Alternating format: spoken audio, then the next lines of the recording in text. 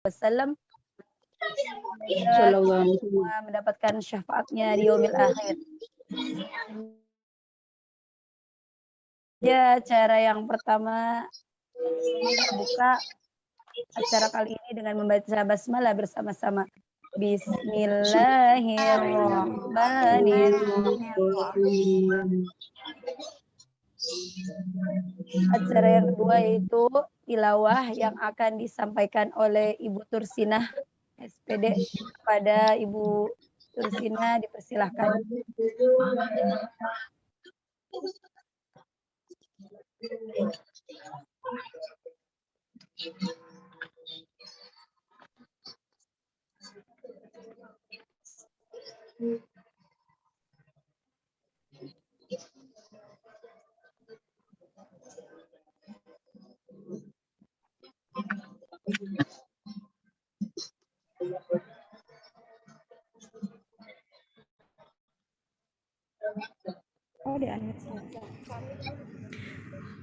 Diulang. Assalamualaikum warahmatullahi wabarakatuh, Ayah Bunda. Waalaikumsalam Waalaikumsalam warahmatullahi wabarakatuh. Di sini saya akan membaca tilawah untuk Ayah Bunda yang sedang memegang Al-Quran, boleh ikutan. Dibuka surat Ibrahim. A'udzu billahi minasyaitonir rajim. Bismillahirrahmanirrahim. Alif lam ra. Kitabun anzalnahu ilaika litukhrijan nasa minadh-dhulumati ilan nur nuri biizni rabbihim ila siratil azizil hamid. Allahilladzi lahu ma fis samawati wa ma fil ardh wa wailul lil kafirina min adzabin syadid. Alladzina yastahibbunal hayatad dunya dunya alal akhirati wa yasudduna an sabilillahi wa yabghunaha iwaja. Ulaika fi dhalalim ba'id. Shadaqallahul azim.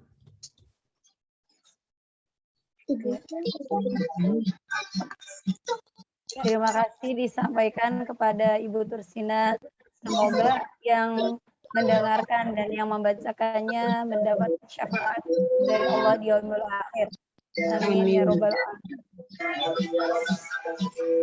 Acara selanjutnya yaitu materi tentang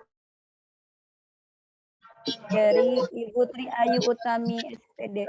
Kepada Ibu Tri Ayu Utami dipersilahkan.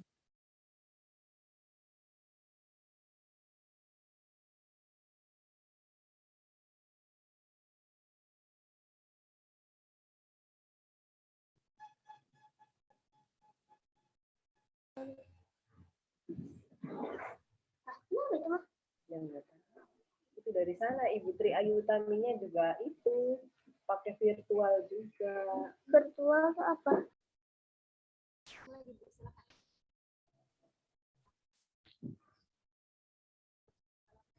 Bismillahirrahmanirrahim. Assalamualaikum warahmatullahi wabarakatuh. Waalaikumsalam warahmatullahi wabarakatuh.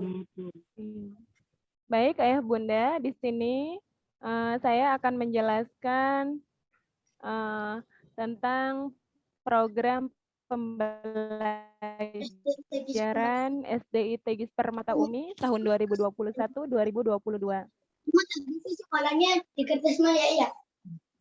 Oh, ya nggak kelihatan sih tempatnya.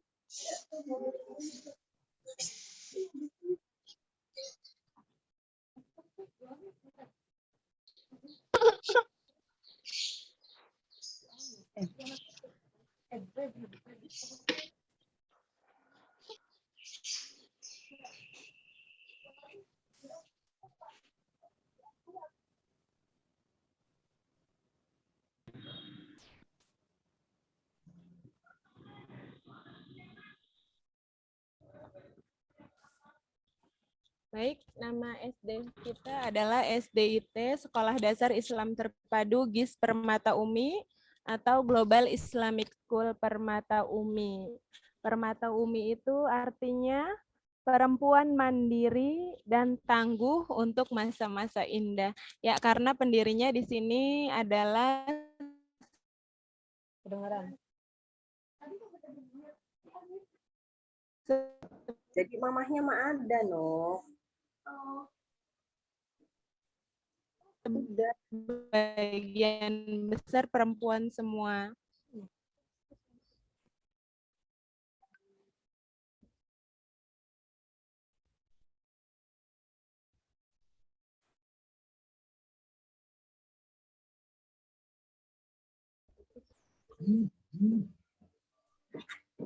Dasar pemikiran didirikannya Sekolah SDIT GIS Permata Umi ini adalah Al-Quran Surat Ar-Ra'd yang artinya sesungguhnya Allah tidak akan mengubah keadaan suatu kaum sebelum mereka mengubah keadaan diri mereka sendiri. Tentunya di sini harapan kita adalah mengubah menjadi lebih baik. Yang kedua, surat An-Nisa ayat 9. Dan hendaknya takut kepada Allah orang yang sekiranya mereka keturunan yang lemah. Di belakang mereka khawatir terhadap keselamatan mereka. Ada Al-Quran surat Ali Imran ayat 110. Kamu umat Islam adalah umat terbaik yang dilahirkan untuk manusia karena kamu menyuruh berbuat kepada yang ma'ruf dan mencegah dari yang mungkar dan beriman kepada Allah. Dan surat Al-Hajj ayat 40 sampai 41, sesungguhnya Allah senantiasa akan menolong agamanya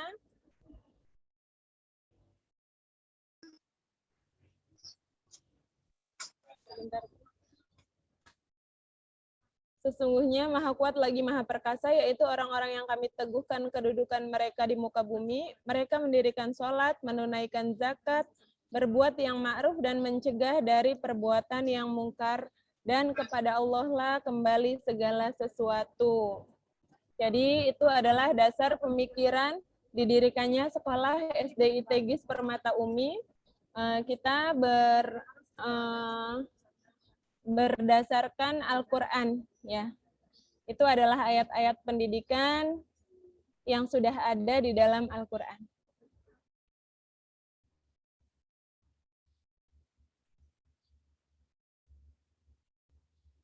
Yayasan Permata Madani ini adalah nama pendirinya Ibu Sri Umi Maziah dan Bapak Farid Subakti Anwar, orang tua dari Ibu Kepala Sekolah kita, Ibu Nova Mega Persada, ada Zakiyatun Nufus dan Saifuddin Zuhri, atau yang akrab disapa Umah dan Abah.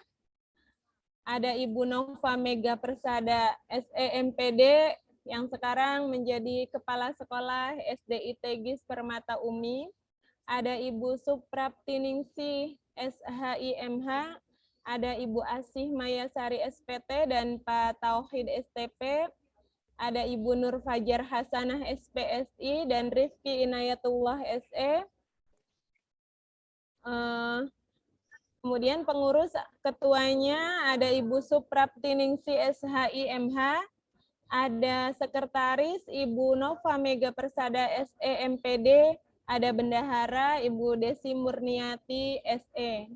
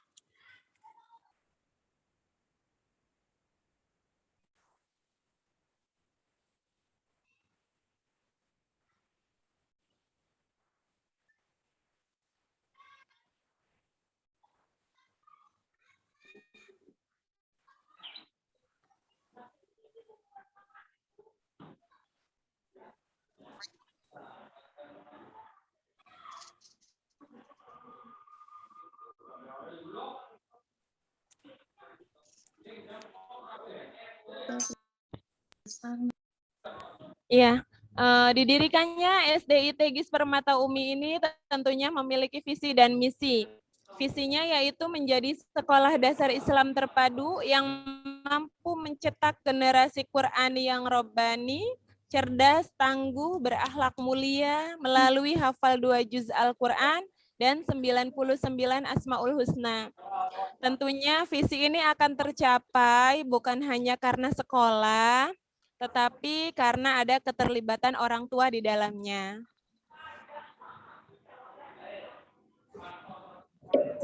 Selanjutnya, misi SDIT GIS Permata Umi, yaitu membentuk siswa yang lurus dalam beriman dan istiqomah dalam keimanan.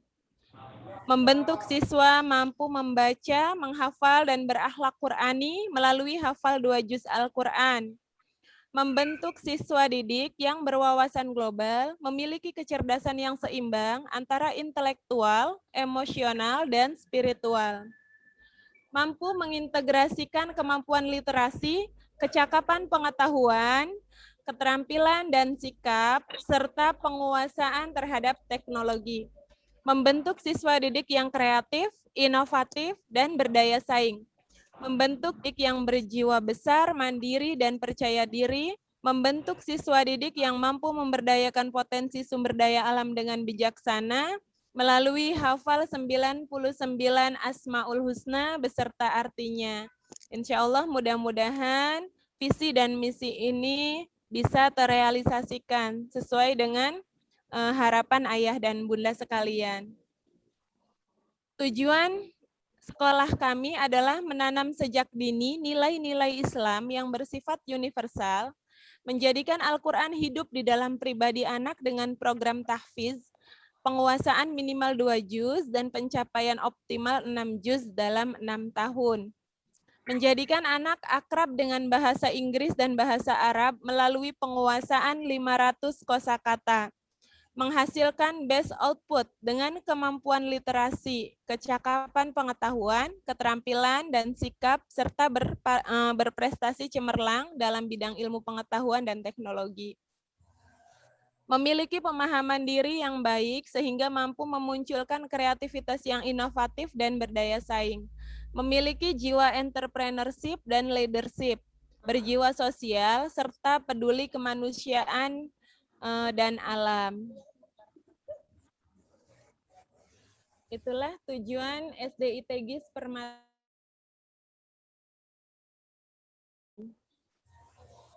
Kurikulum pendidikan nasional yaitu kurikulum 2013. Kita menggunakan kurikulum 2013 ya. Ada di dalamnya ada bahasa Indonesia, matematik, ilmu pengetahuan alam, PKN, IPS, PABP atau pendidikan agama dan budi pekerti, pendidikan jasmani, olahraga dan kesehatan atau PJOK, SBDP, mulok bahasa Indramayu, dan pendidikan budi pekerti. Kurikulum sekolah Islam terpadu sendiri terdiri atas BPI atau Bina Pribadi Islam, bahasa Arab, metode baca Al-Quran. Metode baca Al-Quran di sini kita menggunakan metode UMI. Boleh ngerti. Hadis-hadis, hadis-hadis dan doa-doa pilihan. Pembiasaan ibadah, bahasa Inggris, tahfiz Al-Quran minimal 2 juz. Pembiasaan ibadah di sini ada sholat duha ya Bu ya. Seragam, untuk seragam ayah bunda, hari Senin kita sepakati memakai baju khas GIS yang warna hijau. Pakai jas, sabuk, sepatu, dan kaos kaki. Hari Selasa kita pakai seragam merah putih, sabuk, sepatu, dan kaos kaki. Hari Rabu memakai baju batik JSIT yang warna krem roknya ya. Yang laki-laki celana, yang perempuan menggunakan rok, sabuk, sepatu, dan kaos kaki. Hari Kamis baju batik gis celana atau rok krim yang warna hijau. Baju batik JSIT ini yang roknya warna krim ya Bu, maaf. Kalau batik JSIT itu roknya warna hitam. Maaf, di sini salah penulisan. Seragam pramuka, sabuk, sepatu, dan kaos kaki hitam. Seragam olahraga menyesuaikan jadwal ya Bu. Ada yang bisa dipakai hari Senin, sesuai jadwal pelajaran di kelasnya masing-masing. Baju renang juga sama, dipakai ketika saat renang saja ya. Saat ibadah, yang putra diharapkan disiapkan sajadah dari rumah untuk sholat di sekolah. Yang putri memakai mukena dan sajadah. Untuk anak perempuan, ayah bunda, mohon dipakaikan celana daleman ini legging yang panjang ya Bun, karena itu adalah aurat. Anak perempuan kan ketika duduk itu roknya bisa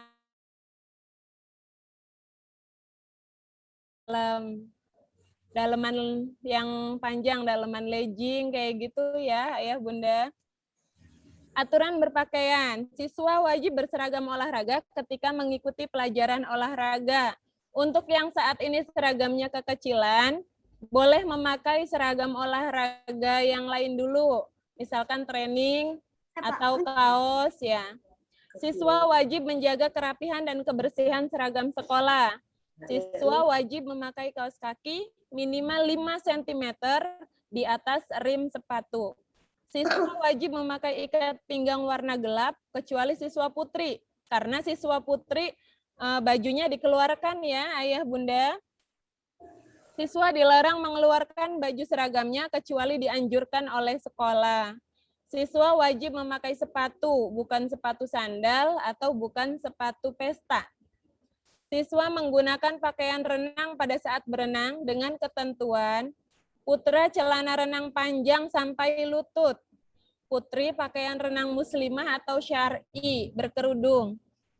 Kalau bisa yang putra celananya di bawah lutut ya Bun, karena aurat laki-laki itu dari pusar sampai lutut.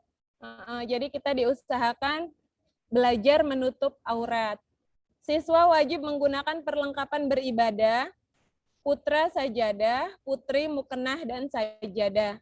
Siswa putri wajib menggunakan celana panjang ketika memakai seragam rok sebagai daleman.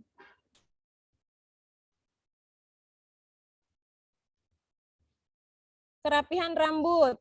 Bagi siswa putri, rambut tertutup rapat di dalam kerudung atau jilbab. Kadang anak-anak rambutnya kalau berangkat sekolah mungkin rapi ya Bun. Ketika pulang sekolah itu udah acak-acakan gitu ya. Tapi ya insya Allah nanti ada ibu guru yang mengingatkan. Kalau bisa, kalau sudah pakai daleman, boleh dipakaikan daleman kerudung ya Bun. Iya. Yang ketiga, rambut harus rapi dan tidak dibentuk dengan model yang aneh. Tidak di kozo atau cukur sebagian kayak pemain-pemain bola gitu ya, yang di sininya pelontos, di sininya berambut. Kemudian ada adab. Siswa dibiasakan berdoa sebelum memulai dan mengakhiri setiap kegiatan. Siswa wajib melaksanakan ibadah wajib sesuai syariat Islam. Siswa selalu membiasakan diri melakukan 5S. Senyum, salam, salim, silaturahmi, sapa. Jika bertemu dengan warga sekolah lainnya, baik di lingkungan sekolah maupun di luar lingkungan sekolah. Siswa berlaku sopan santun terhadap guru dan karyawan di dalam ataupun di luar sekolah. Siswa menghormati dan menghargai perbedaan dan latar belakang sosial budaya di antara teman. Siswa bersikap sportif, jujur, adil, disiplin, dan bertanggung jawab. Siswa menggunakan bahasa atau kata yang sopan dan beradab yang membedakan hubungan dengan orang yang lebih tua dan sesama teman. Tidak menggunakan kata-kata kotor, cacian, kasar, sara, dan mengandung unsur porno. Siswa ikut bertanggung jawab atas terselenggaranya 6K, yaitu keamanan, kebersihan, ketertiban, kesehatan, keindahan, dan kekeluargaan. Siswa yang menemukan barang orang lain wajib menyerahkan barang tersebut ke pihak sekolah untuk diinformasikan kepada warga sekolah secara keseluruhan. Bermain dengan permainan yang wajar dan tidak membahayakan pada saat istirahat. Melepas sepatu atau sandal ketika memasuki ruangan kelas atau musola tempat yang mengharuskan melepaskan sandal. Merapikan dan menyimpan barang-barang milik pribadi pada loker, tas pada saat tidak digunakan. Loker sudah tersedia di masing-masing kelas. Selanjutnya, hal yang tidak perlu diperkenankan. Yang pertama, siswa dilarang mencontek, menerima, atau memberikan jawaban ketika tes atau ujian di sekolah. Yang kedua, siswa tidak mengintimidasi siswa lainnya. Yang ketiga, siswa dilarang berkelahi secara perseorangan atau kelompok, baik di sekolah maupun di luar sekolah. Yang keempat, siswa dilarang membawa, menyimpan, dan mengedarkan buku bacaan atau media lainnya yang bertentangan dengan norma agama dan susila. Yang kelima, siswa dilarang bersikap dan bertindak yang bertentangan dengan norma agama dan susila. Yang keenam, siswa dilarang membawa senjata tajam, senjata api, atau benda apapun yang tidak berhubungan dengan kegiatan belajar. Siswa dilarang makan dan minum di dalam kelas selama pelajaran berlangsung. Hanya makan dan minum di waktu ketika istirahat. Yang kedelapan, siswa dilarang membawa alat elektronik berupa gawai, HP, MP3, dan sejenisnya ke sekolah. Siswa putri dilarang memakai perhiasan secara berlebihan. Dan siswa putra dilarang memakai gelang atau kalung. Siswa dilarang memperlihatkan atau membuka auratnya. Siswa dilarang mengambil milik orang lain tanpa izin. Siswa dilarang berpacaran atau mengolok-olok dan memojokkan siswa lain mengenai pacaran. Siswa dilarang membuat keributan atau kegaduhan pada saat kegiatan belajar mengajar. Yang ke-14, poin terakhir, siswa dilarang membawa mainan ke sekolah, baik elektronik maupun benda fisik lain, kecuali dengan arahan guru. Ya, selanjutnya, ketentuan pengadaan tabungan. Sekolah mengadakan tabungan harian. Yang kedua, tabungan dimulai di bulan Agustus sampai dengan bulan Mei. Sudah dimulai ya, Bun? Pengembalian tabungan hanya bisa dilakukan saat akhir program tabungan, yaitu di bulan Mei. Jika terpaksa, tabungan bisa diambil hanya dengan 2 alasan, yaitu digunakan untuk biaya pendidikan anak berupa administrasi dan keuangan sekolah.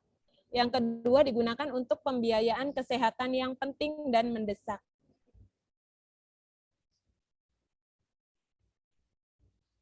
Target pembelajaran SDIT GIS Permata Umi. Nah, berikut ada targetnya ya, Bun. Target tahfiz untuk kelas 1, Al-Fatihah, Asyam, An-Nas. Ini juz 30 ya. Berarti dari Al-Fatihah, Asyam, An-Nas. Atau dari An-Nas ke Asyam ya, Bun. Untuk kelas 2, Al-Mutaffifin sampai Al-Balad. Ini berarti dari belakang, bisa dari belakang, bisa dari depan. Al-Balad sampai Al-Mutaffifin. Kelas 3, An-Naba sampai Al-Infitor. Al-Mulk sampai surat An-Nuh. Kelas 4 sudah juz 29. Kelas 5 juz 29, dimulai surat Al-Jin sampai Al-Mursalat. Kelas 6, pemantapan juz 29 dan juz 30. Beserta surat Ar-Rahman dan Al-Waqi'ah, juga surat Yasin. Itu surat pilihannya. Next.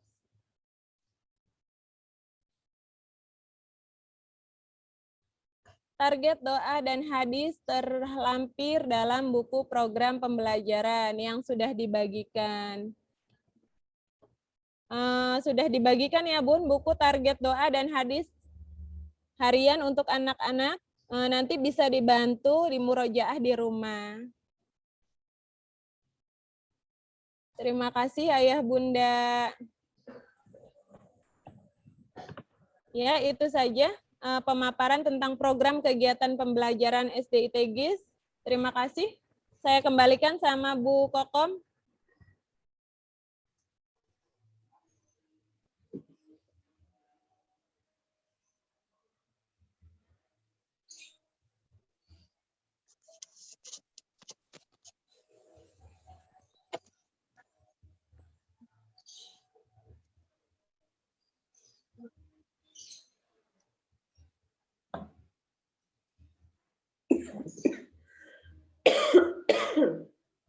Semoga bisa bermanfaat untuk ayah bunda dan kita semua untuk selalu mengingatkan yang peraturan yang ada di sekolah. Selanjutnya yaitu materi yang akan disampaikan oleh Ibu Nova Mega Persada tentang energi orang Mega Persada, dipersilahkan.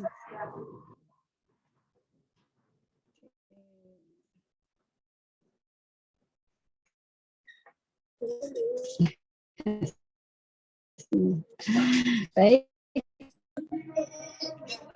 Assalamualaikum warahmatullahi wabarakatuh. Ya Bunda. Waalaikumsalam warahmatullahi wabarakatuh. Sama Waalaikumsalam warahmatullahi wabarakatuh. Sebelum kita mulai sama-sama berdiskusi tentang bagaimana pengetahuan yang bisa sinergi antara sekolah dan rumah, kayaknya saya ingin tanya dulu kabar ayah bunda, baik ayah bunda dari kelas 1 maupun dari kelas 2 nih, bisa klik di raise hand boleh. Saya ingin melihat antusiasmenya dari ayah bunda yang hari ini hadir di kelas orang tua. Bagaimana kabarnya ayah bunda? Alhamdulillah baik. Alhamdulillah.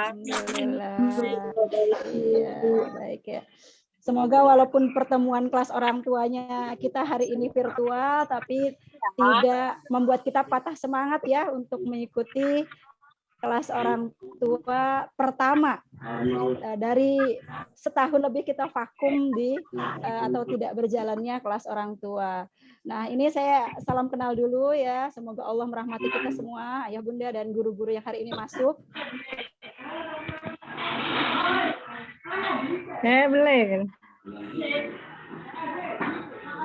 Nah, ayah bunda sekalian, perkenalkan saya Nova, barangkali ada dari kelas 1, ayah bunda yang belum kenal. Ya, terima kasih nih sudah banyak yang raise hand. Masya Allah, semangat ya.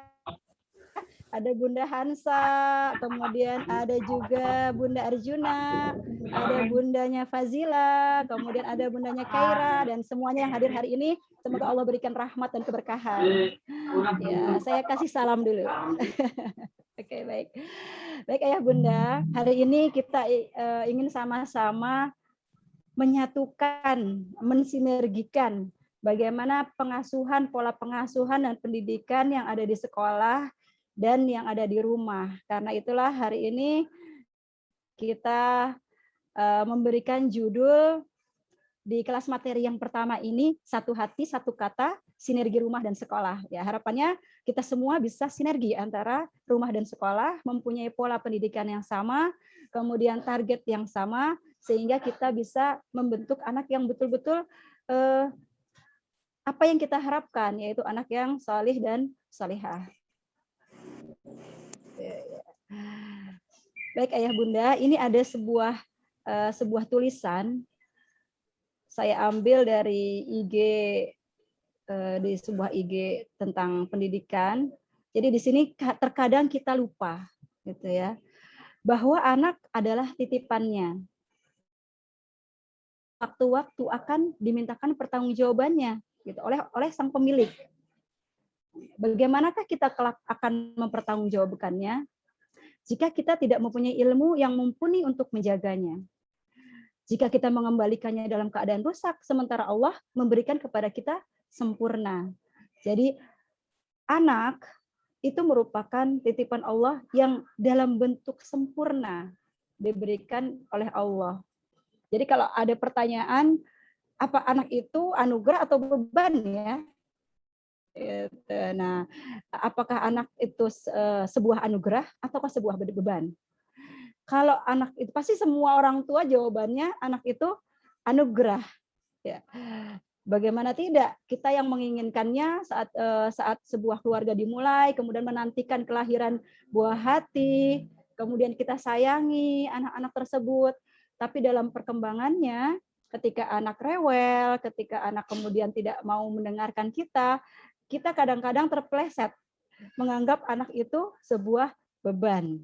Nah, makanya banyak hal yang akan terjadi kemudian ketika anaknya rewel, kasih aja HP karena beban seperti ya. Yang penting diem, dikasih HP dan lain-lain. Itu makanya kita ayo sama-sama, bukan berarti saya sudah mampu, kita sama-sama belajar ya. Sama-sama yang namanya sekolah menjadi orang tua itu tidak ada. Yang ada biasanya beriringan ketika kita menjadi orang tua, maka saat itulah kita belajar menjadi orang tua. Karena itu biasanya trial and error. Dicoba yang ini, cara satu ini, oh nggak bisa, kita cari cara yang lain, seperti itu. Karena itulah semakin dini kita belajar, insya Allah kita akan mendapatkan ilmu yang cukup untuk mendidik anak. Nah, mari terlibat dalam pendidikan anak kita. Jadi pendidikan bukan hanya ranah sekolah, tapi lebih banyak ranah di rumah, gitu ya. Dan ayah, bunda harus terlibat dalam pendidikan anak, baik itu di rumah maupun di sekolah, seperti itu. Nah, ini kemarin saya ikut bahasannya oleh Ibu Eli Risman. Ibu Eli Risman itu menceritakan bahwa 62.000 anak laki-laki kita mengajukan dispensasi menikah. Apa itu artinya? Artinya 62.000 anak laki-laki menikah di bawah usia. Nah, kemudian Ibu Eli bilang, ada apa dengan anak-anak laki-laki kita? Seperti itu. Artinya ada sesuatu yang salah di sana. Nah, kemudian dibuatlah sebuah riset yang ternyata dalam hasil riset tersebut di Indonesia itu kehilangan sosok ayah. Ada ayahnya, tetapi ayahnya tidak ada, tidak pernah terlibat dalam pendidikan anaknya. Nah, karena itu penting keterlibatan orang tua, baik bunda maupun ayah, mendampingi anak, terlibat dalam pendidikan anak. Nah, di sini juga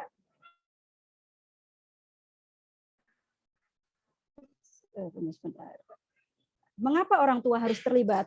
Keterlibatan orang tua, keterlibatan keluarga dalam pendidikan dapat meningkatkan mutu proses maupun hasil belajar, serta mendukung penumbuhan karakter anak.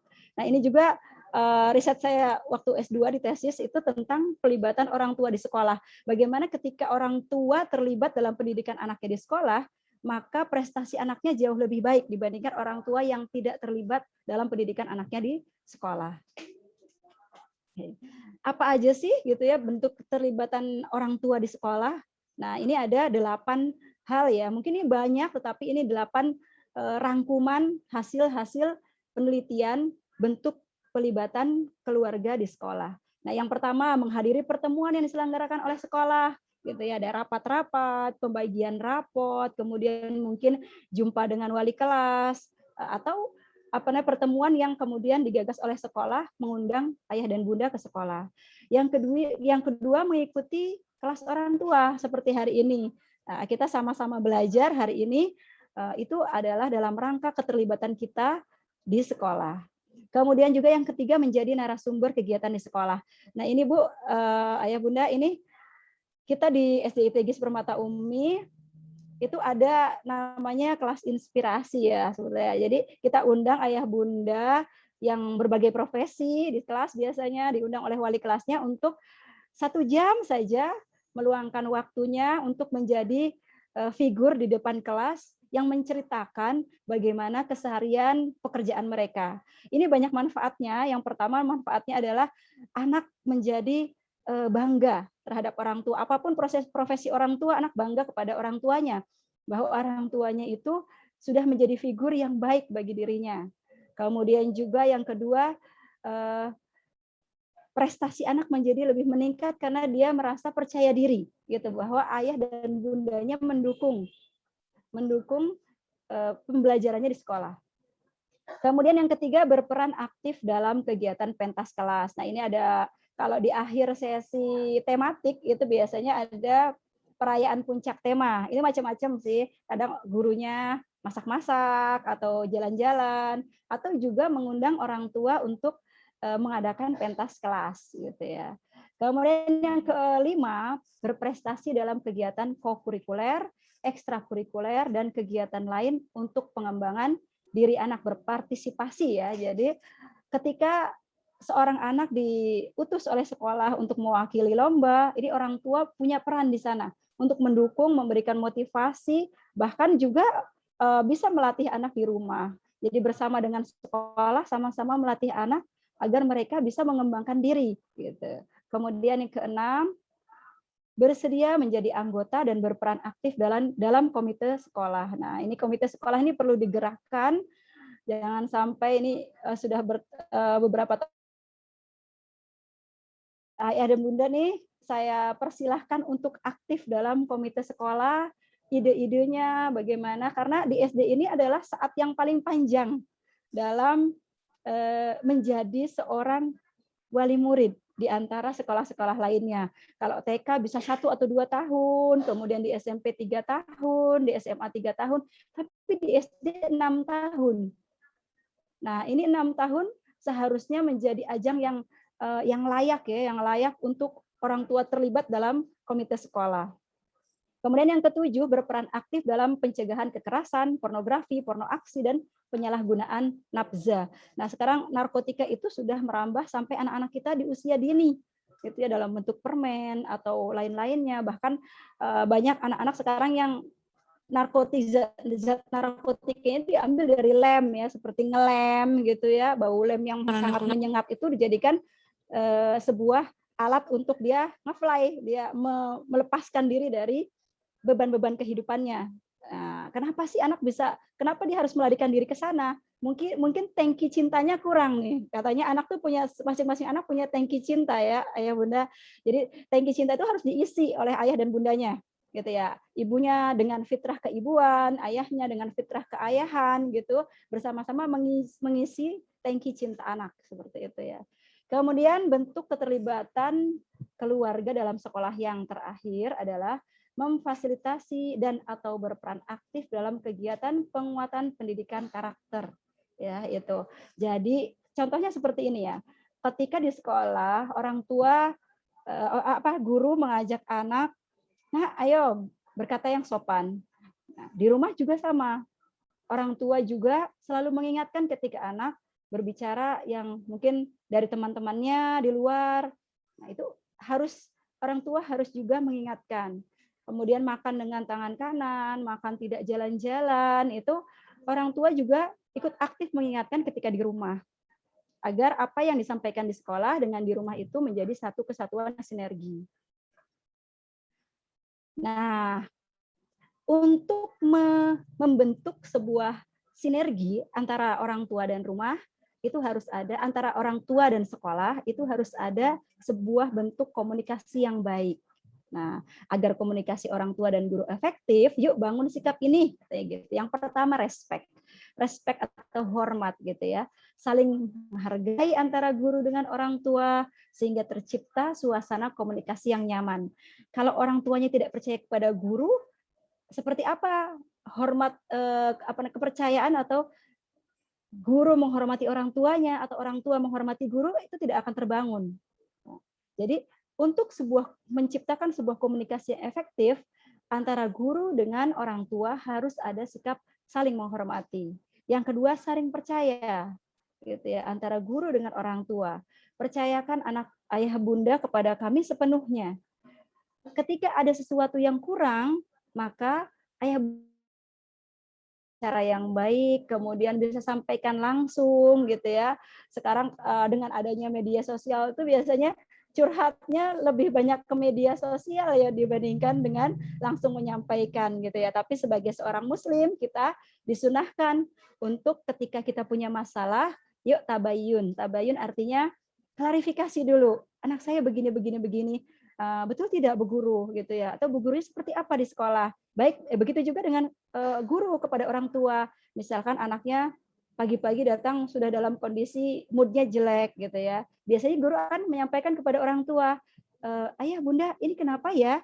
Si A kenapa ya dia suram murung sekali pagi ini? Gitu. Biasanya ditanyakan. Kemudian orang tua pun akan menceritakan seperti apa. Nah itu ketika sudah terbangun rasa percaya, maka komunikasinya menjadi nyaman. Kemudian yang ketiga ada empati. Empati itu saling memahami pikiran dan perasaan orang lain. Kita berempati. Orang tua berempati kepada guru, guru berempati kepada orang tua. Jadi tidak saling menyalahkan ataupun memberikan justifikasi gitu ya.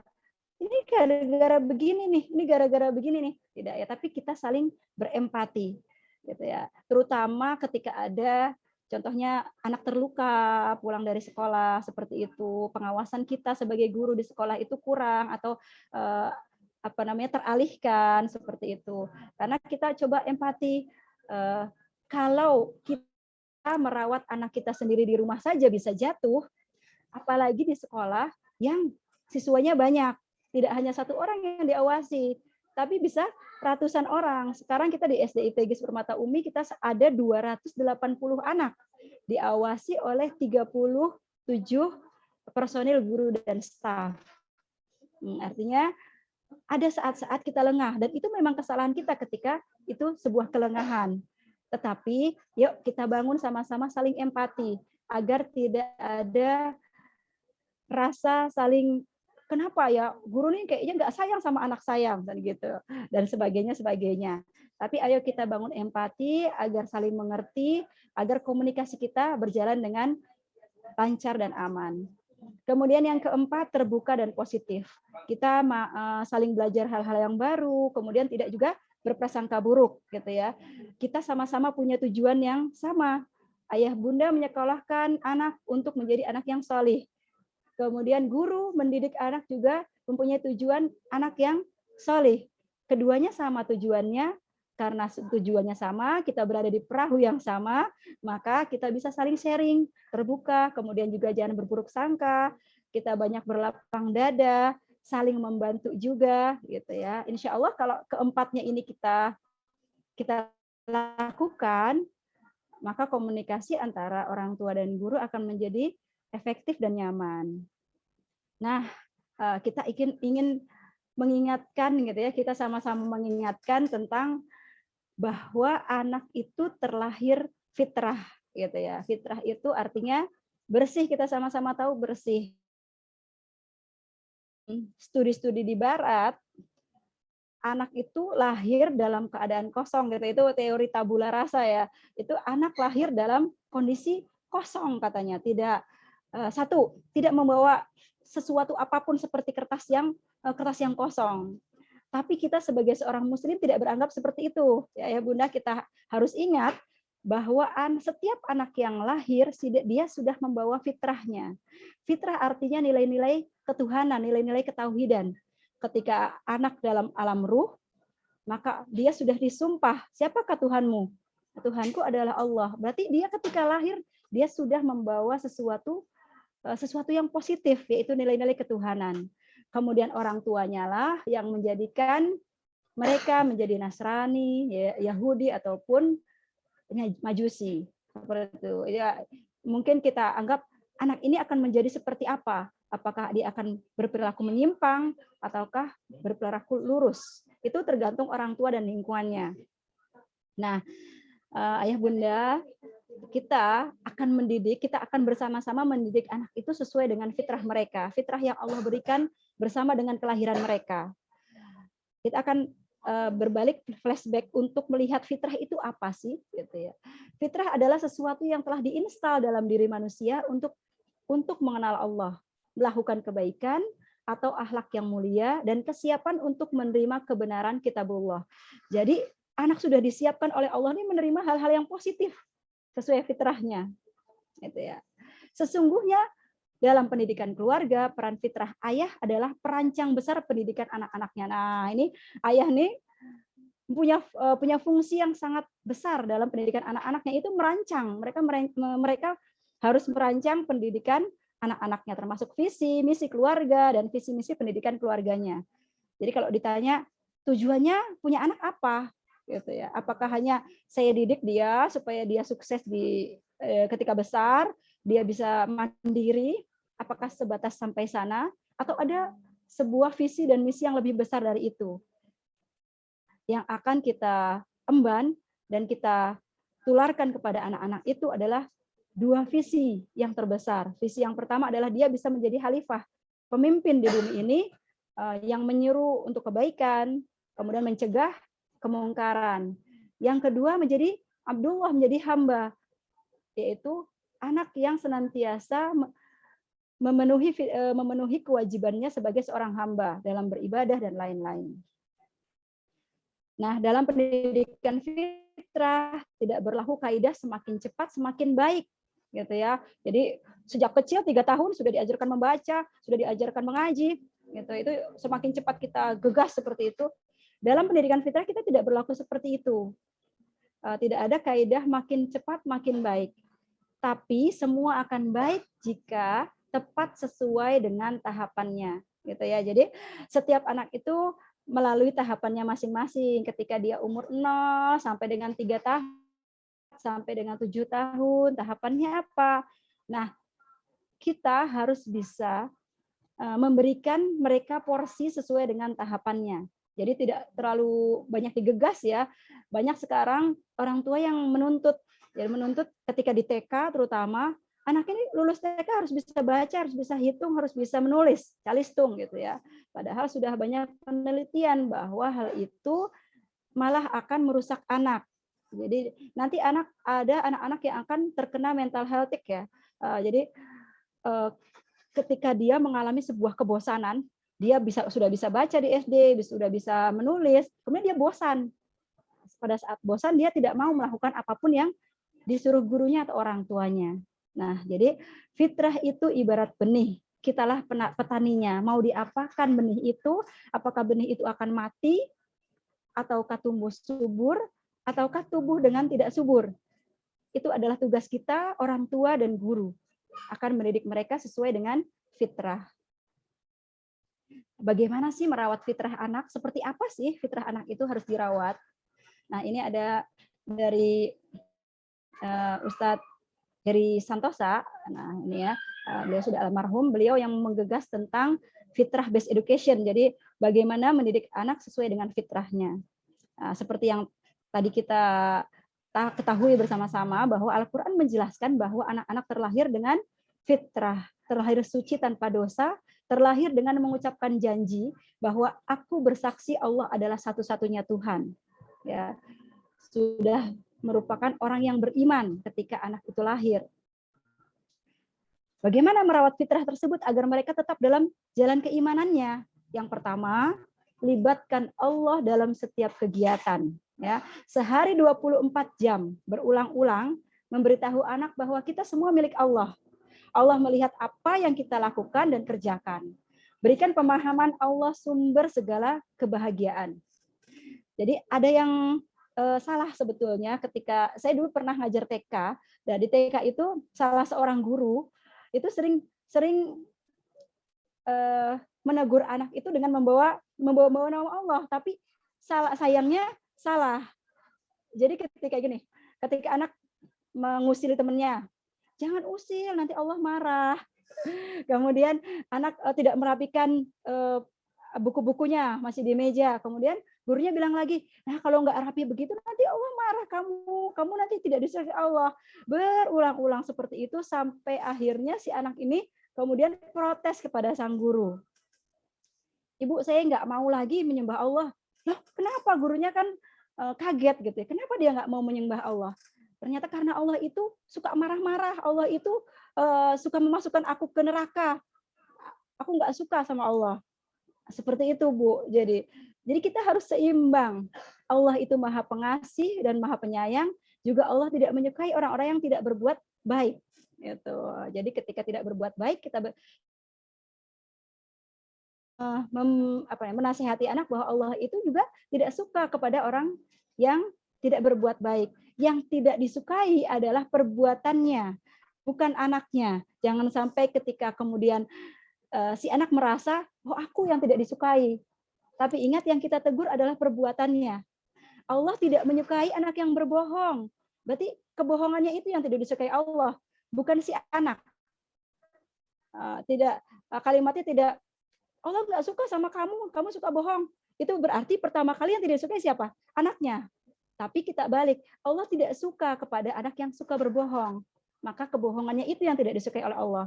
Seperti itu ya, ketika kita tegur itu perilakunya, insya Allah tidak akan ada masalah dengan anak-anak menerima teguran tersebut. Yang kedua, pahami karakter anak. Apakah mereka pendiam, cerewet, banyak bertanya, atau lebih banyak memperhatikan. Tidak perlu memaksa mereka yang pendiam menjadi cerewet, atau sebaliknya. Terima dan pahami karakter anak-anak sebaik mungkin. Gitu ya. Fokus pada potensinya. Gitu ya. Jadi seperti ada anak yang memang dia tidak terlalu suka ketika bermain lari-larian dengan teman-temannya. Dia lebih suka baca sendiri atau di kelas, bermain di kelas gitu. Ya kita tidak perlu memaksa dia, itu loh main bola sama teman-teman yang lain gitu ya. Tapi kita lebih memahami mereka, cara mereka belajar seperti apa. Kan macam-macam cara belajar. Ada anak auditori, anak yang memang belajar melalui pendengaran. Ada kemudian anak yang visual, anak yang belajar melalui penglihatan. Kemudian anak juga yang kinestetik, anaknya belajar kalau dia sambil bergerak. Jadi ketika di kelas atau di rumah, ibu membimbing, ayah bunda membimbing mereka belajar, kemudian anak sambil mainin pensilnya, diketok-ketok, atau kemudian dia dilempar-lempar gitu ya. Coba kita pahami, apakah anak ini belajar melalui kinestetik gitu ya. Dia kalau duduk diam, diberi pembelajaran, dia nggak akan nyangkol-nyangkol. Karena dia harus bergerak, ada fisiknya itu punya kebutuhan untuk bergerak. Itu. Kemudian ada anak yang ketika di kelas atau ketika ibu belajar, ayah bunda tuh membimbing mereka belajar, ada anak yang matanya selalu mengikuti kemanapun pergi sang guru atau ayah bunda gitu. Jadi ketika ke kanan dia ngelihat, ketika yang mengajar ke kiri dia ke kiri, ketika gurunya ke belakang dia akan berputar ke belakang. Oh berarti ini anak punya gaya belajar visual. Atau ada anak yang cuma nunduk sambil nguruk-nguruk di meja gitu ya, atau miring, agak miring kepalanya gitu ya. Ternyata ini anak yang gaya belajarnya auditori. Dia dengan mendengar, walaupun sepertinya tidak melihat gurunya mengajar atau orang tuanya mengajar, tapi dia mendengar. Ketika ditanya, dia bisa menjawab. Nah, inilah sebuah hal yang harus dipahami oleh ayah dan bunda, bahwa anak itu punya banyak karakternya bermacam-macam. Tidak bisa kita paksakan satu anak itu harus sama dengan anak yang lain. Jadi fokus saja pada potensinya. Seringkali kita fokus pada kekurangan dan jarang mengapresiasi apa yang anak lakukan kalau itu sudah baik gitu ya. Kalau salah kita tegur, tapi kalau dia berbuat sesuatu yang baik kita tidak puji. Nah, itu. Jadi harusnya seimbang antara bagaimana kita menegur juga bagaimana kita memuji mereka. Nah, ini ada sebuah film ya, film tentang bagaimana seorang guru mengajarkan sifat ketangguhan kepada anak-anak didiknya. Nah, kita bisa lihat ya di sini.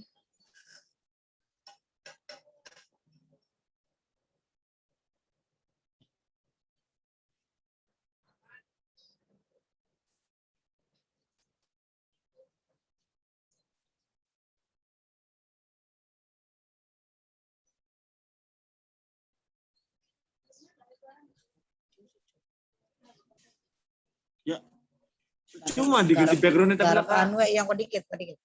Ini di normalkan dikit anu be.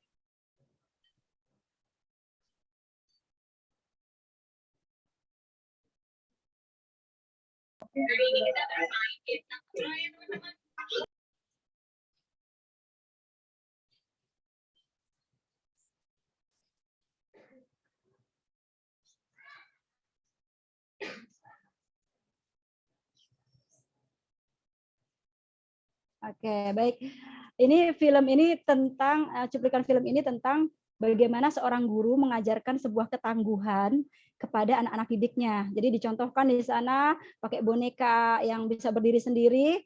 Siapa yang paling kuat nih di kelas? Oh, Jerome paling kuat nih. Ayo dipukul nih pakai pukulan balon gitu ya. Kemudian dipukul, jatuh si mainan tapi dia berdiri lagi. Nah, anak-anak bisa menyimpulkan dari kejadian tersebut. Ditanyalah oleh guru, jadi ketangguhan itu apa? Oh, ketangguhan itu ketika kita dipukul sampai jatuh, kita bisa berdiri kembali. Nah, seperti itu contoh bagaimana kita mengajarkan sebuah sikap kepada anak. Baik sikap-sikap yang lain sama seperti itu. Jadi jangan sampai kita ketika anak kita marah, ada anak yang marah kemudian ngamuk-ngamuk seperti itu, bisa jadi si anak belum tahu bahwa itu adalah sebuah perasaan marah. Karena itulah ketika anak dalam kondisi emosional apapun, kita perkenalkan emosi itu seperti apa. Oh, ini kamu sedang marah. Kamu merasa dada kamu sesek ya? Pengen meluapkan, pengen berteriak dan lain, itu namanya marah, Nak. Gitu. Kemudian Allah tuh suka kepada anak-anak yang bisa menahan kemarahan. Kamu boleh marah, setiap orang boleh marah. Tapi ketika marah, ada yang tidak boleh kamu lakukan. Yang pertama, ketika marah, kamu tidak boleh menyakiti orang lain. Ketika kamu marah, kamu tidak boleh merusak barang-barang. Dirinya juga tidak boleh merusak barang-barang. Kamu boleh marah. Setiap orang punya perasaan marah. Tapi Allah paling suka orang yang bisa menahan kemarahan. Nanti dikasih hadisnya, gitu ya. Itu udah hafal anak-anak hadisnya. La taghdab walakal jannah. Janganlah kamu marah, maka bagimu surga. Ketika kamu bisa menahan marah, Allah akan berikan kamu surga. Seperti itu. Dan sifat-sifat yang lain ketika sedih, gitu ya, anak sedih, murung, tanyakan, kamu sedang bersedih ya? Seakan-akan mata kamu pengen menangis. Jadi kenalkan emosinya. Ketika anak sudah mengenal emosinya, insya Allah di masa depan dia bisa mengelola emosinya sendiri. Oh, saya sedang marah, saya harus menahan marah agar tidak menyakiti diri saya dan menyakiti orang lain. Oh, saya sedang sedih, jangan sampai kesedihan ini membuat saya berputus asa. Oh, saya sedang gembira, jangan sampai kegembiraan saya itu keterlaluan, gitu ya. Tertawa sampai terbahak-bahak sampai dengan kotak suaranya habis.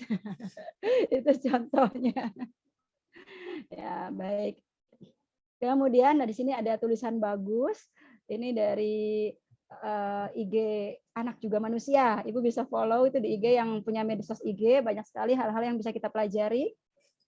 Di sini dituliskan, Nak, kelak tak segala sesuatu bisa terjadi sesuai keinginanmu. Tidak setiap hal selalu terjadi sesuai harapanmu. Sehingga hari ini aku melatihmu belajar kecewa, supaya engkau sanggup hadapi hal-hal yang tak sesuai harapanmu. Terkadang, apa yang engkau inginkan tidak begitu saja aku penuhi. Engkau perlu bersepakat denganku, perlu berusaha lebih dulu. Semata karena aku menyayangimu bukan dengan memanjakanmu, melainkan dengan melatihmu belajar kecewa dan melatihmu jadi berdaya. Jadi ada tipe-tipe orang tua, ada orang tua itu ada yang orang tua otoriter, serba tidak boleh, main keluar nggak boleh, manjat nggak boleh, main kotor-kotor nggak boleh, itu orang tua otoriter. Maka anaknya nanti serba takut, melakukan segala sesuatunya takut ini, takut itu, gitu ya. Tapi juga ada kebalikannya, orang tua yang permisif, serba boleh, minta ini dikabulkan, pengen ke sana, hayu, oh, semua dikabulkan. Ketika seperti itu, maka akan tumbuh anak-anak yang tidak menghargai, gitu ya, anak yang kemudian mengabaikan hak-hak orang lain, seperti itu. Ada orang tua demokratis juga ya, dia tanyakan kepada anaknya, diajak diskusi dulu. Nah, seperti itu. Jadi macam-macam bentuk orang tua, nanti kita bisa evaluasi sendiri, saya termasuk orang tua yang mana. Nah, biarkan anakmu kecewa. Semakin melindungi anak dari kekecewaan, apa-apa saja keinginannya dipenuhi tanpa penolakan sedikit pun, maka sebenarnya kita akan membiarkan anak menghadapi kekecewaan yang lebih besar ketika dewasa nanti. Kecewa kenapa orang tuanya tidak mengajarkan kecewa dan bagaimana mengelolanya dengan baik. Jadi kecewa itu tidak apa-apa. Dengan kecewa mereka akan belajar. Dengan tidak dituruti keinginannya, mereka akan belajar mengendalikan kita ajak bicara mereka, kita ajak diskusi mereka, kenapa hal tersebut tidak boleh. Seperti itu. Kemudian ini ada satu film lagi, ini tentang children see, children do. Jadi apa yang anak lihat, itulah yang akan anak pelajari. Seperti itu ya, kita lihat.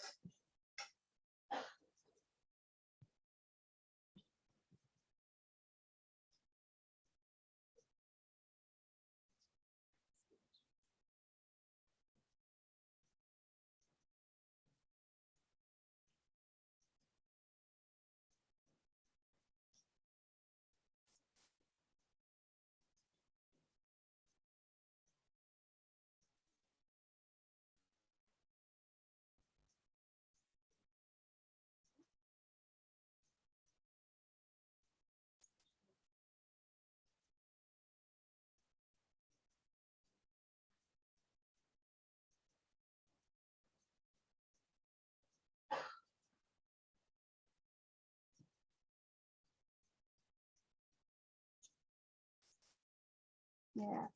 Jadi di video ini anak akan melihat apa yang orang tua kerjakan. Nah, jadi orang tua seperti bintang iklan ya. Jadi apa yang dilihat itulah yang dikerjakan oleh anak. Nah, kalau kita bisa menjadi teladan yang baik, maka anak mendapatkan nilai-nilai kebaikan. Tapi kalau kita tidak bisa menjadi teladan yang baik, maka anak akan melihat juga mencontoh kita. Jadi absorbent mind, otak anak itu menyerap seperti spons dan kamera. Apabila ia melihat yang baik, ia akan menirunya. Apabila ia melihat yang buruk, ia juga akan menirunya. Jadi ada kebalikan dari video ini, itu tentang bagaimana anak meniru perilaku orang tuanya tapi dalam sisi yang buruk. Nah, tapi kita contohkan yang baik karena kita akan menjadi orang-orang yang baik, insya Allah. Nah, di sini juga ditulis hidup kita adalah iklan yang diputar di hadapan anak. Ya, dilihat sama anak bagaimana keseharian kita, diperhatikan, oh ayah saya seperti itu, oh ibu saya seperti itu, aku juga akan seperti itu.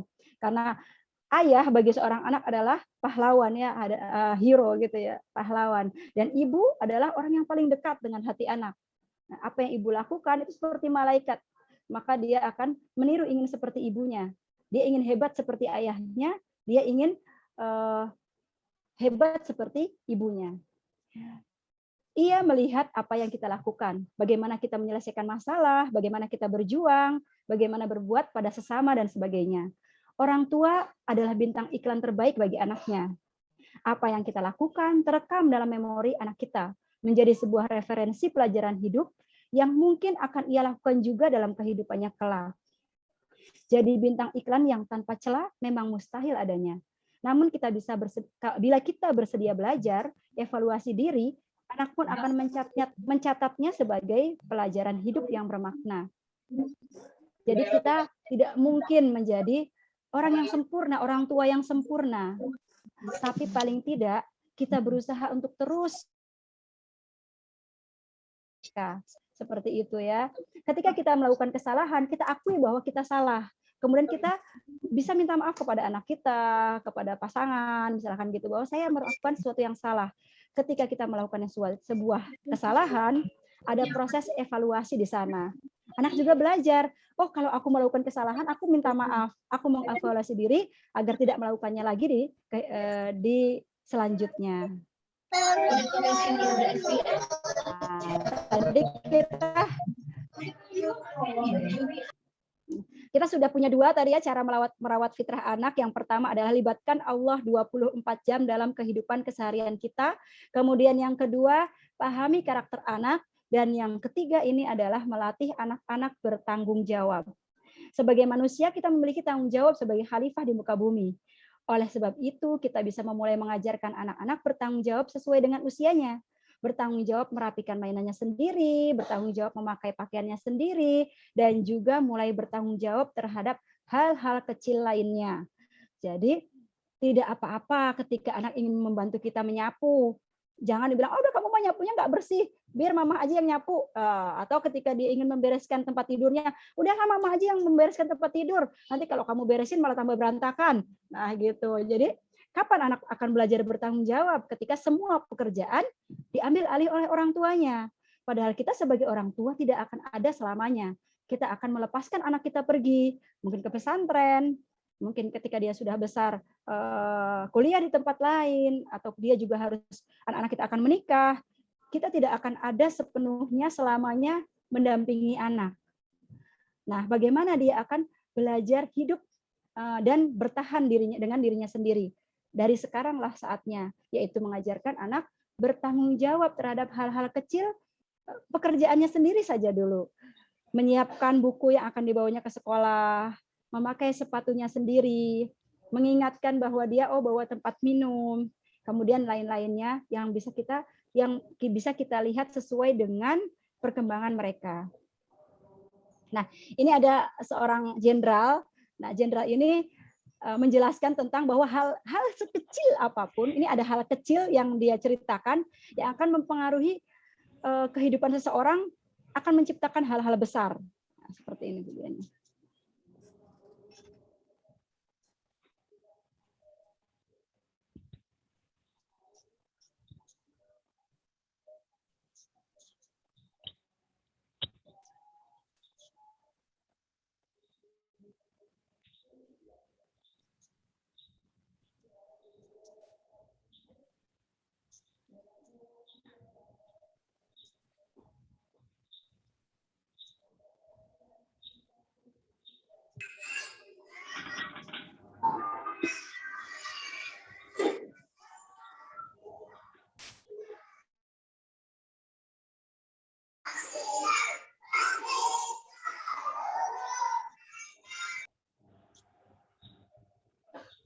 Ya. Jadi kalau ingin sukses melakukan hal-hal besar, maka lakukanlah hal kecil dengan baik. Nah, ini merapikan tempat tidur itu hal kecil, bangun tidur, dia rapikan tempat tidurnya, gitu ya. Ketika hal kecil dia bisa lakukan dengan baik, maka hal besar apa yang akan dia lakukan dengan baik pula. Tapi kalau dia tidak bisa melakukan hal kecil dengan baik, bagaimana hal besar, kalau datang sebuah tanggung jawab hal besar, maka dia tidak akan melakukannya dengan baik pula kalau hal kecilnya tidak bisa dilakukan dengan baik. Seperti itu ya pesan dari video tersebut. Nah, yang keterlaluan itu, yang berlebihan itu berbahaya. Apalagi dalam hal parenting. Ada overprotecting, terlalu memproteksi anak.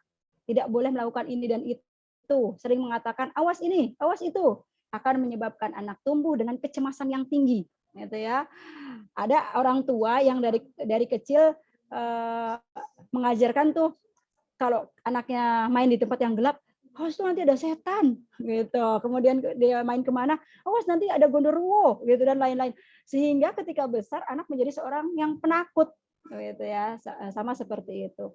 Jadi overprotecting itu serba tidak boleh, serba dilarang, ditakut-takuti gitu. Jadi ada sebuah kisah lucu ya, bukan lucu sih, mengandung sebuah pembelajaran sebetulnya. Jadi ada anak yang ingin lagi sukanya main sepeda.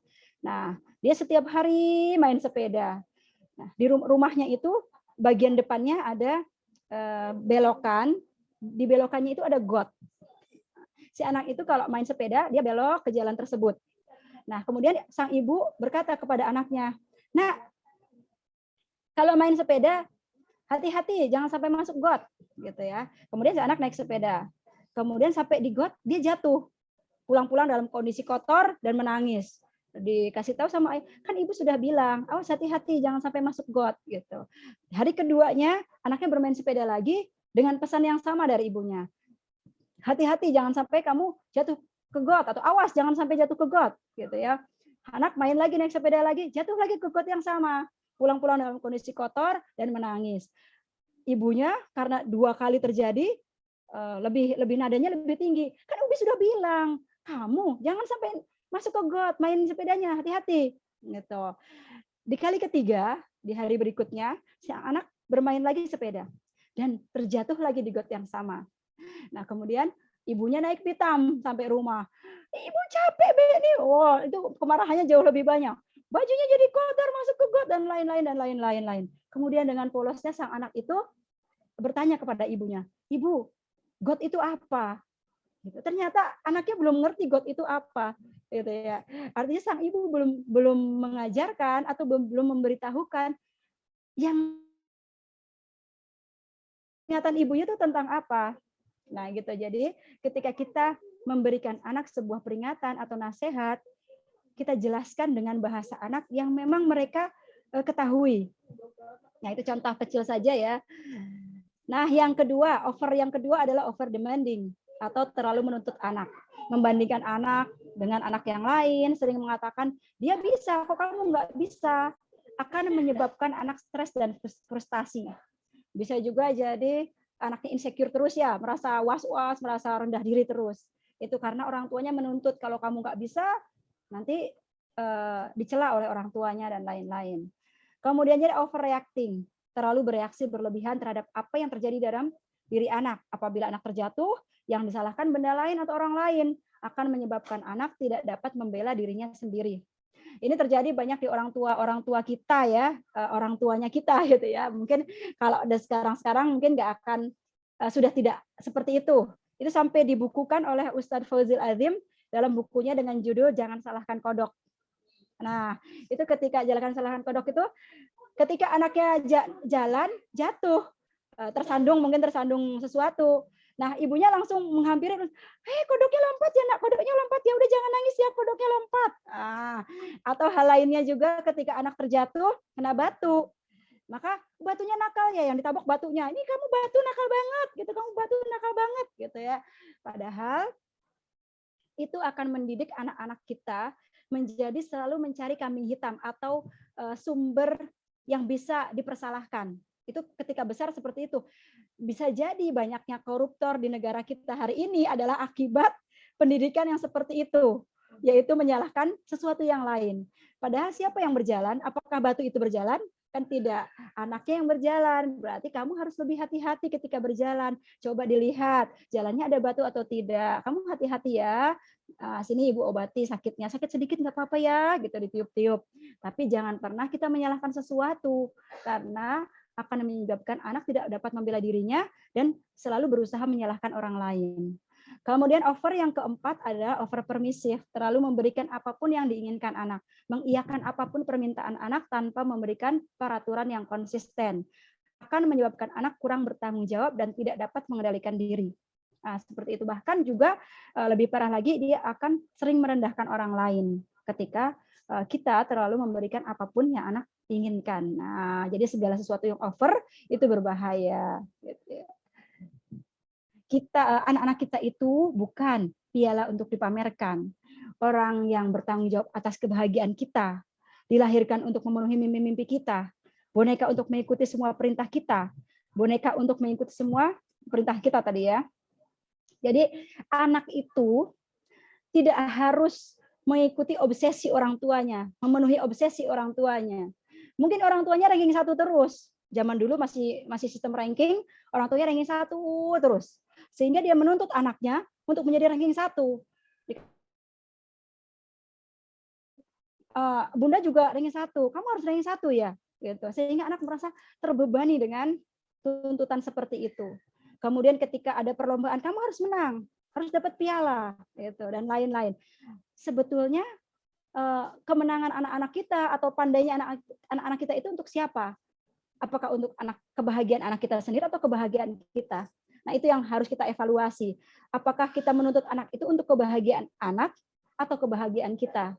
Gitu ya. Mengapa anak harus bertanggung jawab terhadap kebahagiaan kita? Yang ada, biarkan mereka bahagia dengan kehidupannya. Gitu. Kita diskusi bersama anak, sering berbincang dengan anak, apa keinginannya, apa harapannya, apa cita-citanya. Cita-cita anak tuh biasanya berubah hanya dalam waktu seminggu katanya. Minggu ini dia cita-citanya jadi dokter, minggu berikutnya ngelihat bapak tentara yang begitu hebat pengen jadi tentara. Berikutnya pengen melihat petugas kepala sekolah, mungkin ingin jadi kepala sekolah, melihat gurunya ingin jadi guru. Jadi biarkan mereka bahagia dengan dunianya pada saat tersebut, gitu ya. Kita sebagai orang tua menjadi fasilitator, pembimbing dan yang mengarahkan mereka. Nah, jangan tergesa ingin anak usia dini segera berbuah dan dengan menyiraminya memupuk banyak-banyak, justru akan membusuk akarnya, gitu ya.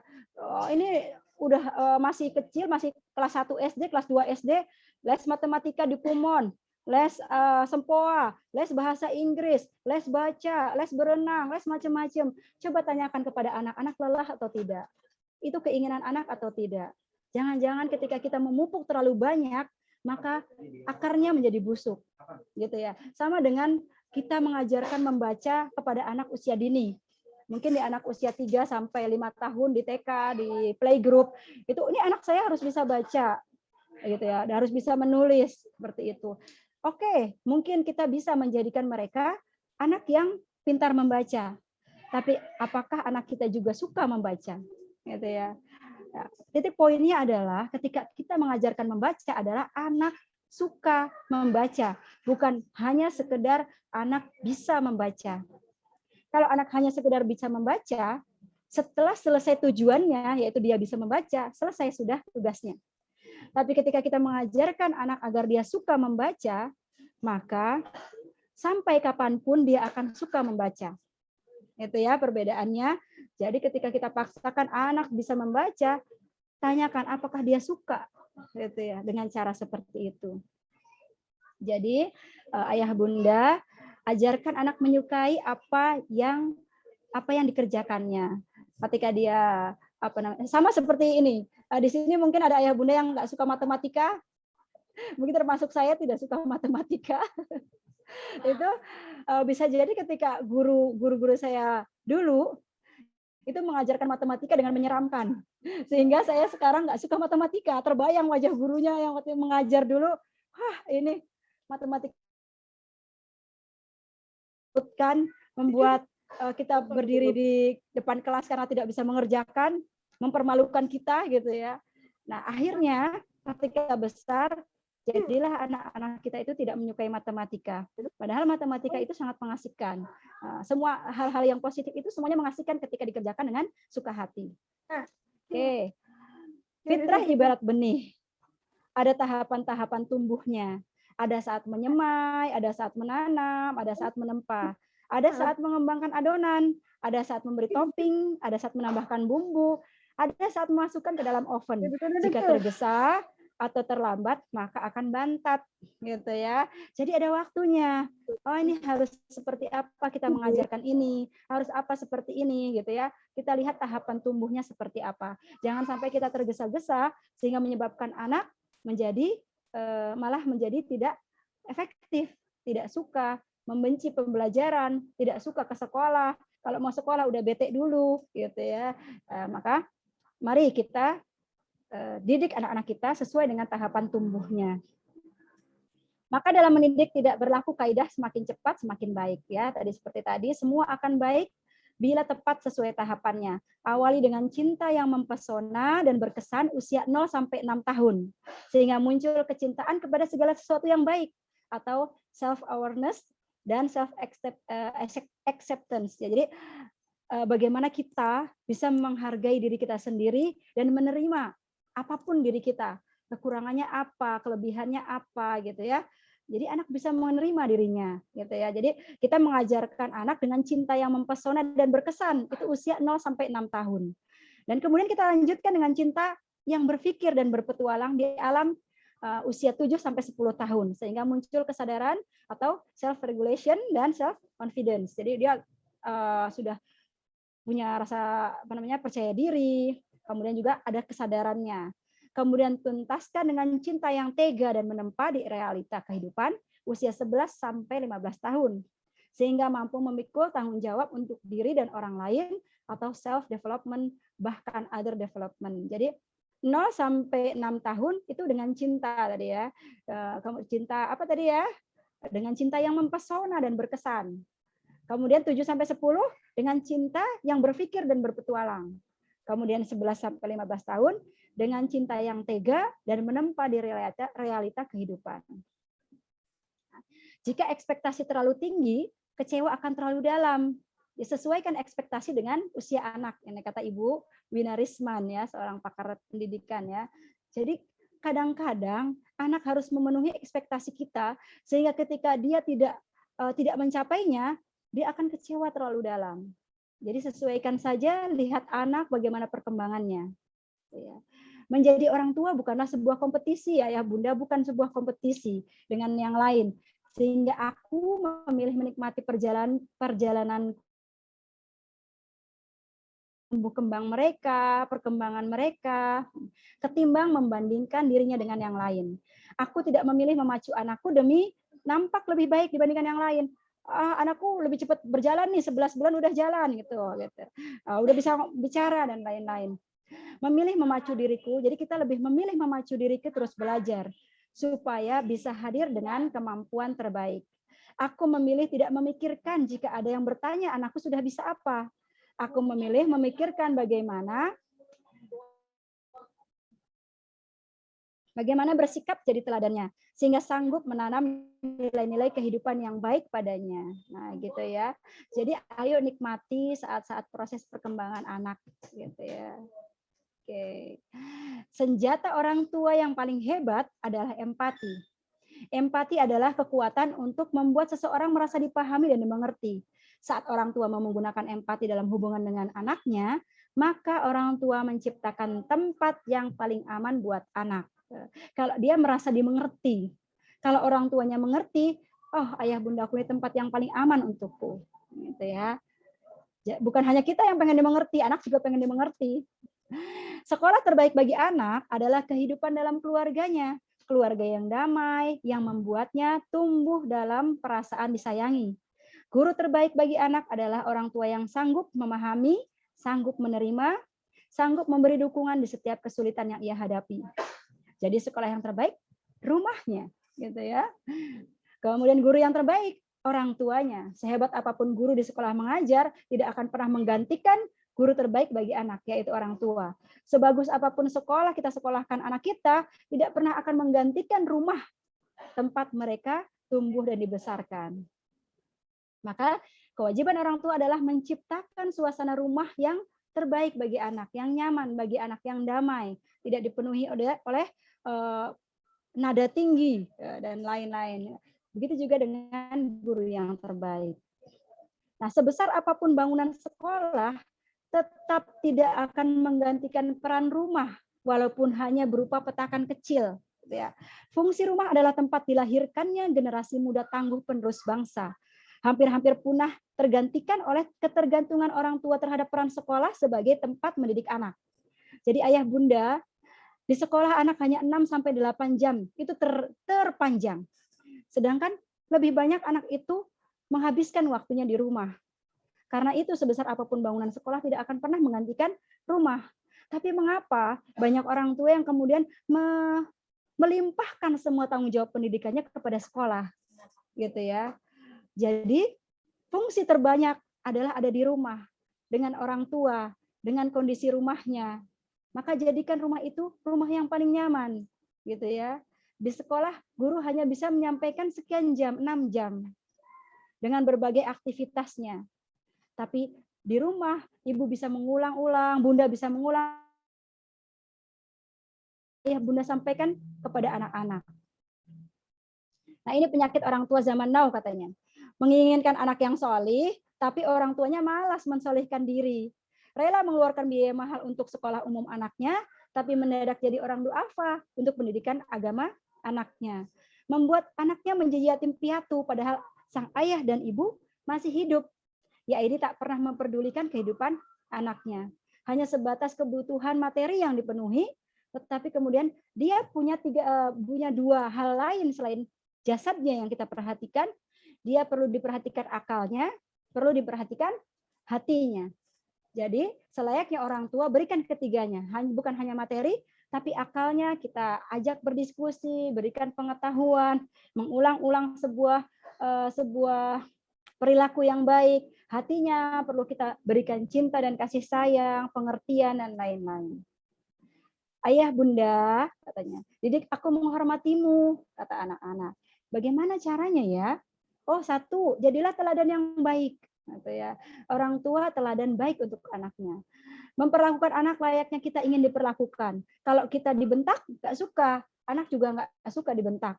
Gitu ya. Ketika anak disuruh sholat, orang tuanya masih asik dengan gadgetnya. Loh, ayah dan ibu juga masih asik dengan gadget. Gitu ya. Aku juga pengen seperti itu. Nah, gitu. Jadi perlakukan anak layaknya kita ingin diperlakukan. Kemudian yang ketiga, jangan berbohong. Jangan ketika nanti kalau kamu sholatnya rajin, ayah ajak jalan-jalan ke kebun binatang. Udah bertahun-tahun tidak pernah diajak ke kebun binatang. Berarti orang tuanya bohong dong, gitu ya. Jadi jangan kita menjanjikan sesuatu yang tidak kita tidak akan kita penuhi. Itu sama dengan berbohong. Kemudian berbicara dengan tegas, bukan galak, gitu ya. Tegas berbeda dengan galak, dengan keras, gitu ya. Kemudian lemah lembut berbeda dengan lembek, gitu ya. Kita jangan lembek sama anak, tapi kita harus lemah lembut. Lembek itu artinya ya serba boleh, udahlah, yang penting anteng anaknya. Berarti kita lembek, nggak konsisten. Berkata dan bersikap konsisten, gitu ya. Apa yang kita katakan, apa yang kita perbuat itu sama. Kemudian besoknya sama, besoknya lagi sama, besoknya lagi sama juga. Kemudian hormati hak anak. Apa hak anak? Tadi mendapatkan kehidupan yang layak. Apanya kehidupan yang layak? Tadi fisiknya dia mendapatkan kehidupan yang layak, otaknya diberikan juga yang layak, pengetahuan yang layak, hatinya juga diberi kasih sayang yang layak. Kemudian bersikap jujur dan memberikan anak penjelasan tentang sesuatu. Gitu ya, jangan ujuk-ujuk menyalahkan, jangan ujuk-ujuk memberikan perintah. Anak itu bisa juga kita ajak berdiskusi. Minta maaf jika berbuat salah. Lalu ungkapkan kasih sayang kepada anak. Jadi jangan malu mengungkapkan kasih sayang kepada anak, juga jangan malu meminta maaf kepada anak. Nah, seperti itu Ayah Bunda. Insya Allah kalau kita lakukan ini semua, maka anak lebih menghormati kita, lebih menyayangi kita sebagai orang tua. Nah, itu adalah akhir dari slide presentasi anak dan sekolah. Jazakumullah khairan katsiran. Barangkali ada Ayah Bunda yang ingin bertanya atau menambahkan sesuatu atau bercerita tentang anaknya, bagaimana di rumah, pendidikan yang sudah sukses dilakukan di rumah, bisa di-share di sini. Ya, terima kasih ya Bunda. Ya, terima kasih kepada Ibu Nova atas penyampaian materinya, satu kata satu hati, sinergi orang tua dan sekolah. Semoga kita semua bisa menerapkan apa yang telah disampaikan Bu Nova tentang cara mendidik anak, memahami mereka, karakternya, dan memahami gaya belajarnya. Kemudian juga memahami empati, ya, berempati juga, dan kita sebagai orang tua tidak malu untuk meminta maaf kalau kita bersalah, ya, dan memberikan kasih sayang kepada anak kita. Cari-cari. Kemudian barangkali Ayah dan Bunda ada yang bertanya tentang materi yang tadi disampaikan oleh Ibu Nova, dipersilahkan. Monggo.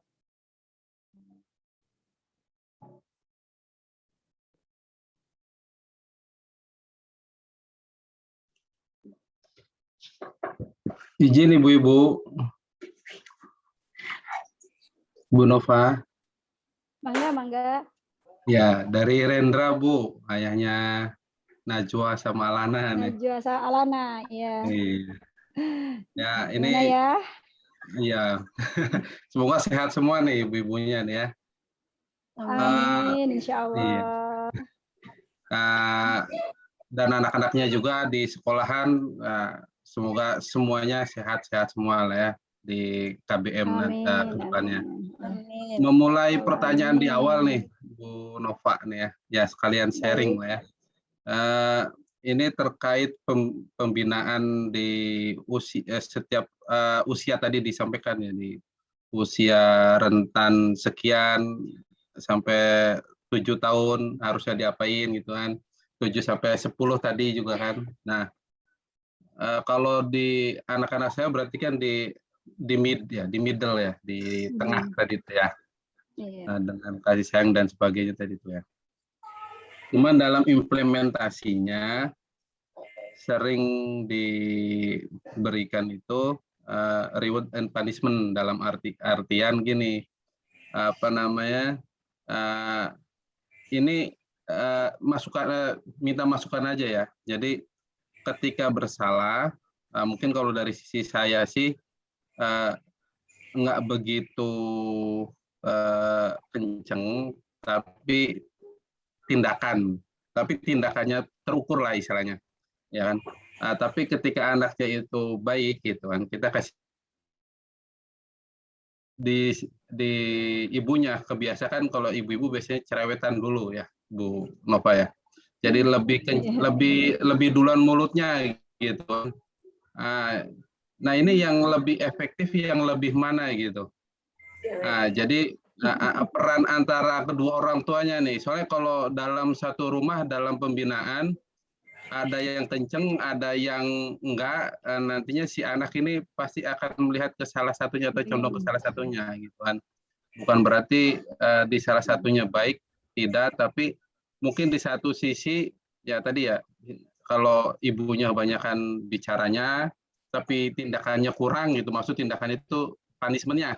Nah, sedangkan kalau ayahnya nih dia memperhatikan gitu kan, ketika sudah kelewatan baru ada punishment dikit gitu, tapi terukur, enggak ya, kalaupun mukul terukur gitu kan, enggak sesuai dengan usianya gitu kan. Itu seperti apa itu, apa namanya, masukannya itu? Itu aja sih Bu Nova.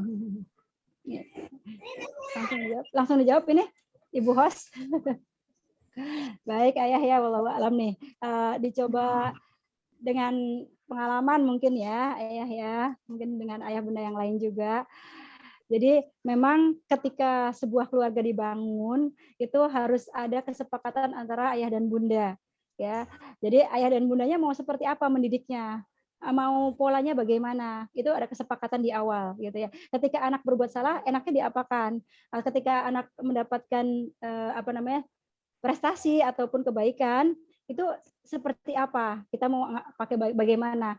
Jadi ketika anak pada umumnya kan ibu biasanya kalau anak dimarahin ayahnya nggak terima. Tapi kalau marahnya ibu lebih kencang tuh. Lebih kencang gitu ya. Nah, begitu juga ayah kalau ketika memberi hukuman biasanya anak dekat ke ibunya gitu ya. Ke ayahnya juga dekat, tapi ketika sama ayahnya lebih mendengar dibandingkan ke ibunya, karena ibunya lebih banyak bicara katanya ya. Tadi kata ayahnya banyak bicaranya dulu gitu ya. karena katanya ada salah satu ungkapan gini, ketika seorang laki-laki itu berbicara, maka dia akan menempatkan otaknya di depan mulutnya.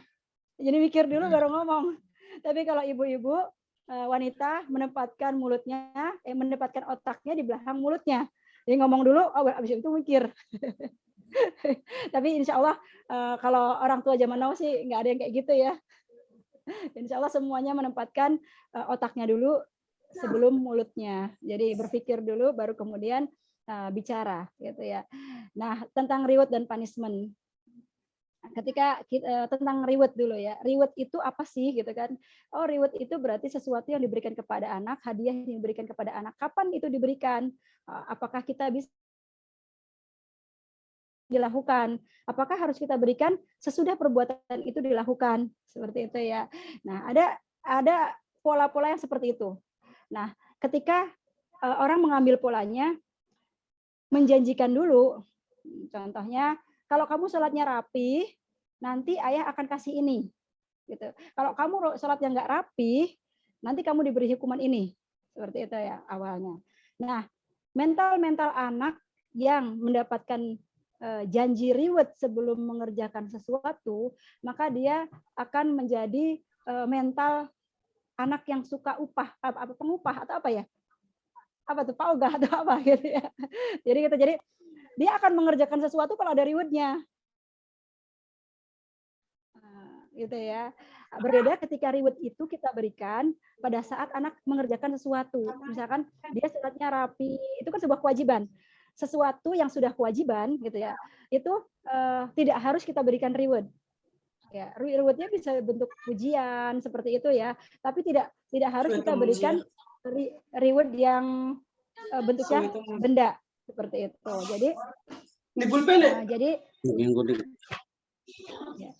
Jadi kita bisa memberikan anak reward ketika anak berbuat baik tanpa harus dijanjikan. gitu ya. Itu untuk sesuatu yang harus dia lakukan. Harus lakukan berarti sholat itu sesuatu yang harus dia lakukan. Berkata baik itu sesuatu yang dia lakukan. Kemudian juga hal-hal lain yang wajib dia kerjakan itu kita beri reward setelahnya, gitu. Kecuali hal-hal yang memang di luar kewajiban dia, gitu ya.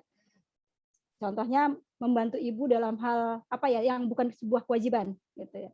Begitu juga punishment. Punishment itu juga tadi ayah udah bagus terukur, nggak, kalau memberikan punishment itu berarti satu ada pola pendidikan di dalamnya, gitu ya. Bukan berupa punishment yang kemudian bersifat fisik. Mungkin fisiknya tadi kita boleh memukul anak kan usia 10 tahun dia nggak mau sholat, kita boleh pukul, gitu ya. Pukul di bagian mana ada ketentuannya, nggak boleh pukul perut, nggak boleh pukul kepala, gitu kan, nggak boleh pukul daerah dada, itu kan nggak boleh. Berarti ketika fisik pun itu ada ketentuannya. Kemudian juga bentuknya seperti apa punishment itu. Kita tujuan memberi punishment-nya apa? Agar dia jera, agar dia mengevaluasi diri kan, itu tujuan pemberian punishment. Berarti ada proses pendidikan di sana, gitu ya. Contoh lah enaknya di sekolah. Kalau di sekolah ada guru yang memberikan punishment tuh ketika dia nulisnya nggak selesai, kata gurunya, nanti tulisannya tambah banyak. Loh, tulisan yang tadi aja belum selesai terus ditambah banyak lagi. Bagaimana anak bisa mengerjakan? Berarti itu punishment yang tidak tepat. Gitu. Kita pahami karakter anaknya, kembali ke pahami karakter anaknya. Karakter anaknya seperti apa? Gitu. Jadi punishment antara ayah dan bundanya. Di awal sudah ada kesepakatan, dibicarakan dulu kita mau seperti apa, pola pemberian reward dan punishment-nya seperti apa. Kemudian yang kedua, bentuk punishment-nya adalah bentuk yang mendidik, ada unsur pendidikan di dalamnya, gitu ya. Kemudian yang ketiga, ketika kita memberikan punishment itu harus diperhatikan tadi seperti ayah bilang, ada ketentuannya sesuai dengan tahapan, tidak keterlaluan. Yang keempat, punishment diberikan tidak pada saat kita marah, gitu ya. Jadi ketika orang tua sedang marah, jangan berani-berani memberikan punishment. Kenapa? Karena sebagian otak kita, sebagian diri kita sudah dikuasai oleh yang namanya syaitan, gitu ya. Jadi bukan lagi kita sebenarnya tuh, gitu. Nanti akan kita sesali ketika itu berlebihan. Jadi ketika kita marah, kita hindari dulu, diam dulu, duduk dulu, minum dulu, atau gantikan bundanya dulu, gitu ya. Setelah kita tenang, baru kita berikan. Jadi punishment-nya tidak akan keterlaluan. Jadi jangan pernah kita menghukum anak dalam keadaan marah seperti itu. Nah itu punishment. Dan ketika reward, berilah reward setelah anak melakukan sesuatu yang baik, tidak harus berupa benda. Itu tidak harus berupa barang, gitu ya. Pujian boleh, dan hal-hal yang memang seharusnya anak lakukan tidak selalu kita pundaknya juga bisa. Ayah sayang, ayah bangga, gitu, atau bunda bangga, seperti itu. Ya, mungkin seperti itu ya. Barangkali ada orang tua yang mau ingin sharing. Ada Bun, ini dari orang tuanya Dafa Ayu Prasetya, Bun. Iya Pak, mangga Pak. Iya. Alhamdulillah pada hari ini kita mengadakan Zoom dari SDGs dengan tema Satu Hati Satu Kata, sinergi rumah dan sekolah dengan judulnya. Ya sedikit tergugah ataupun menambah wawasan buat saya. Pada intinya pengen 6 bulan sekali atau 1 tahun 2 kali supaya ada perhatian buat orang tua ke anak. Yang tadi paparkan itu begini Bun, saya itu ini mengenai sharing saya ya, karena saya anaknya latar belakangnya banyak ibu. Maksudnya kan banyak ibu tahu sendiri kan Bun keadaannya.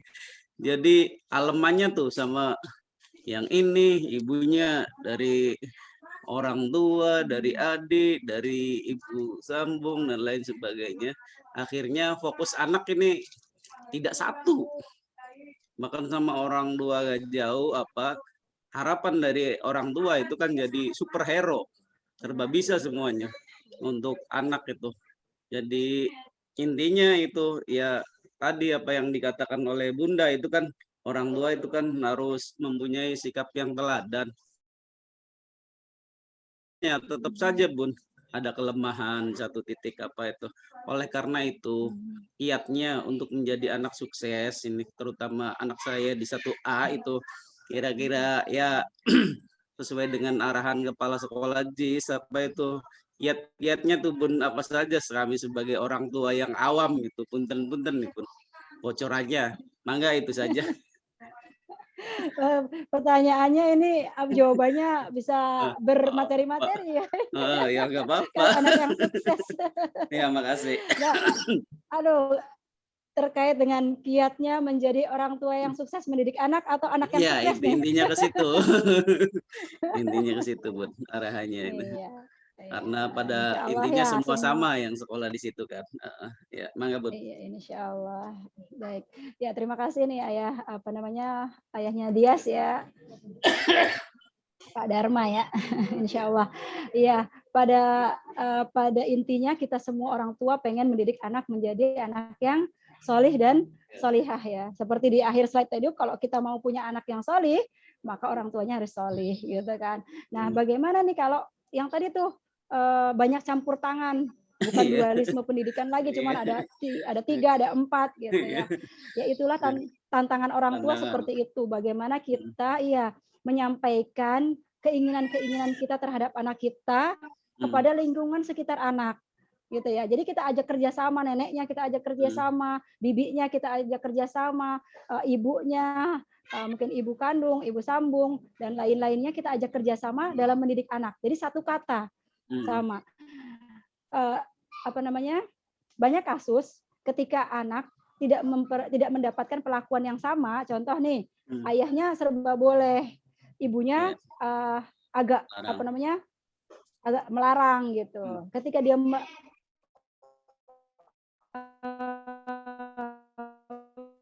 meminta sesuatu, dilarang oleh ibunya, dia akan pergi ke ayahnya. Sama ayahnya, Bu, nanti kalau aku minta apa-apa sama ayah gitu kan. Jadi seharusnya ayah dan ibu bersikap yang sama. Makanya orang tua itu tadi harus satu kata dulu, harus menentukan tujuan pendidikannya apa, seperti apa dulu. Karena kita juga jadi orang tua tidak bisa sendiri. Tadi ada nenek, ada kakek, ada bibi, mereka semua diajak urun rembuk. Nah, gitu.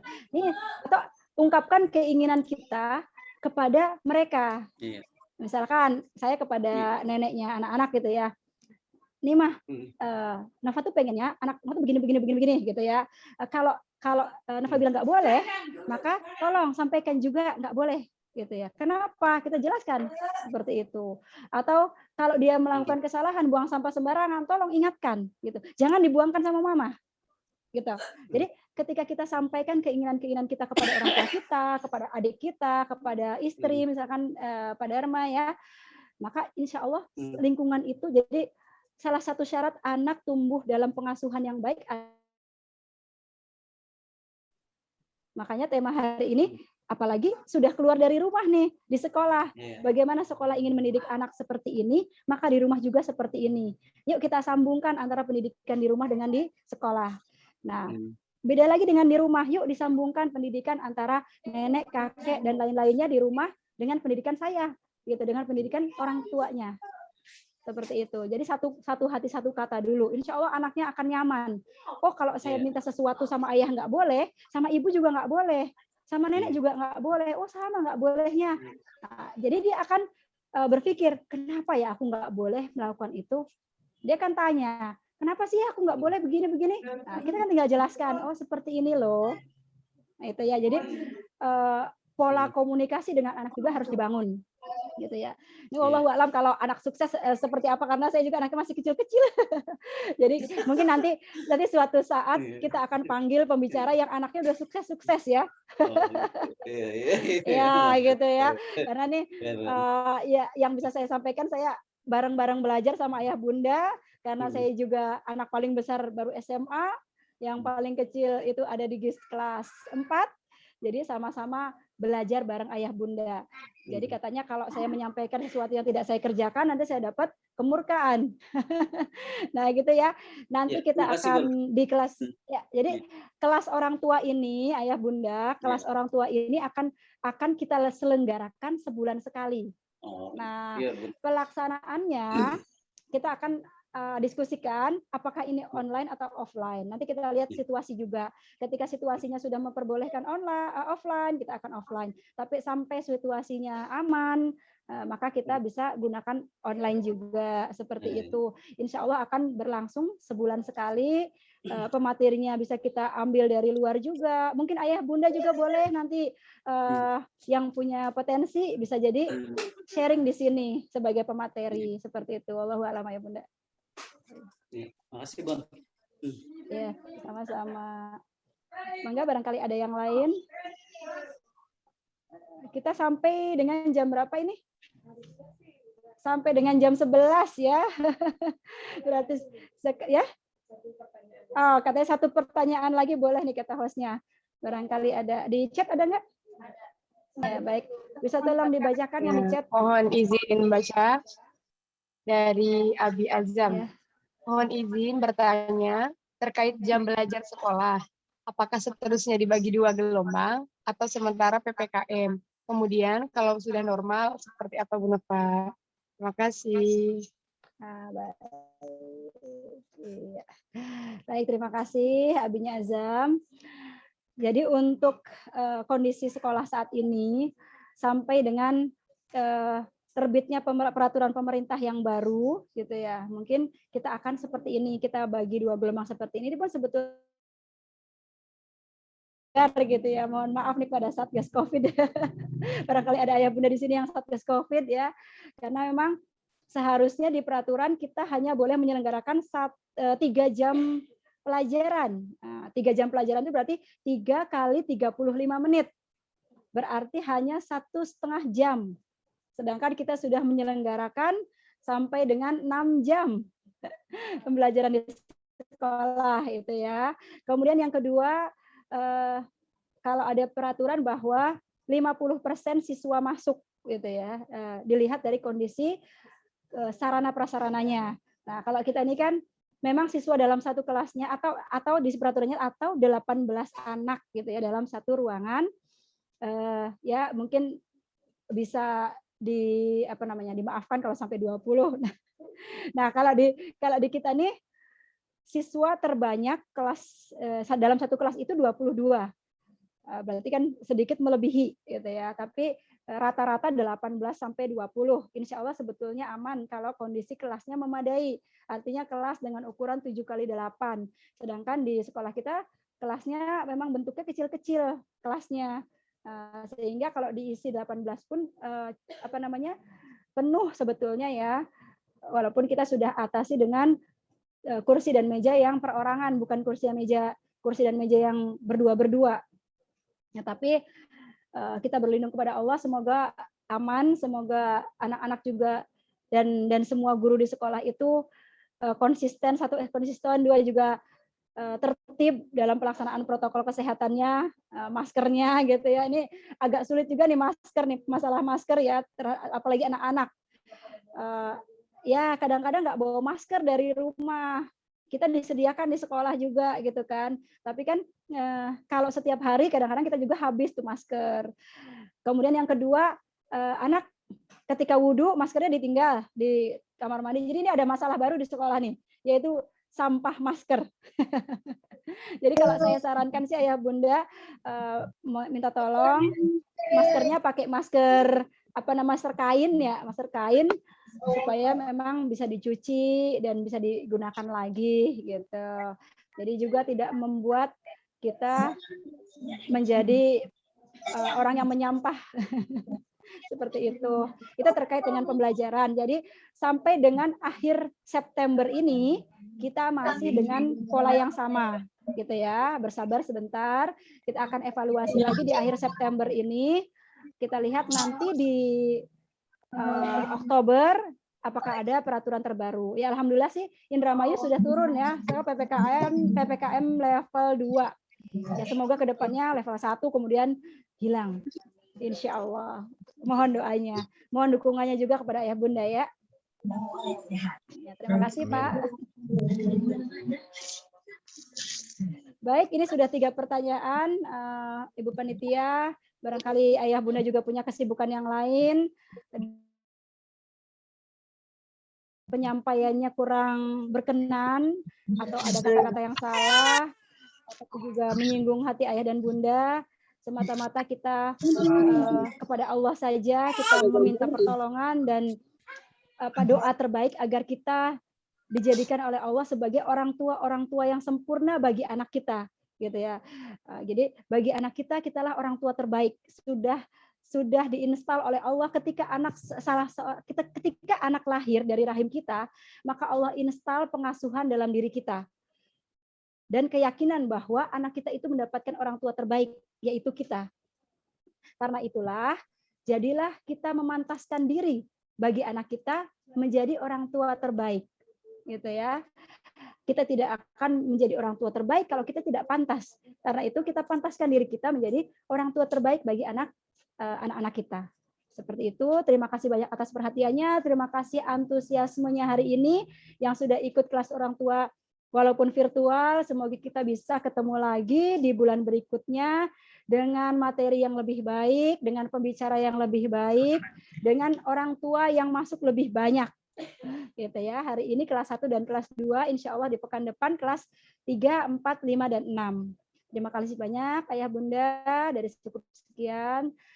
Billahi taufik wal hidayah. Assalamualaikum warahmatullahi wabarakatuh. Waalaikumsalam warahmatullahi wabarakatuh. Waalaikumsalam. Terima kasih untuk Bu Nova ya, materinya sangat bermanfaat sekali untuk kita semua sebagai orang tua, dan saya juga sebagai guru di sekolah untuk selalu menimba ilmu untuk mendidik anak-anak kita.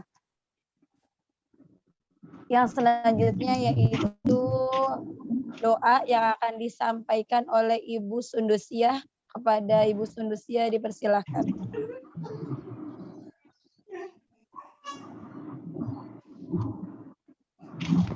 Assalamualaikum warahmatullahi wabarakatuh.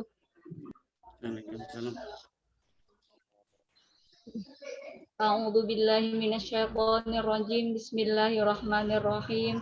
Alhamdulillahi rabbil alamin. Hamdan yuafi ni'amahu wa yukafi mazidah. Ya Rabbana lakal hamdu kama yanbaghi li jalali wajhikal karimi wa 'azimi sultanik.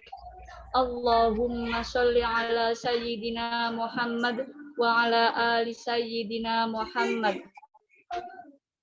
Allahumma la sahla illa ma ja'alahu sahlan. Allahumma ftah alaina abwabal khair wa abwabal barakah wa abwaban ni'mah wa abwabal rizqi wa abwabal quwwata wa abwabas syihata wa abwabas salamah.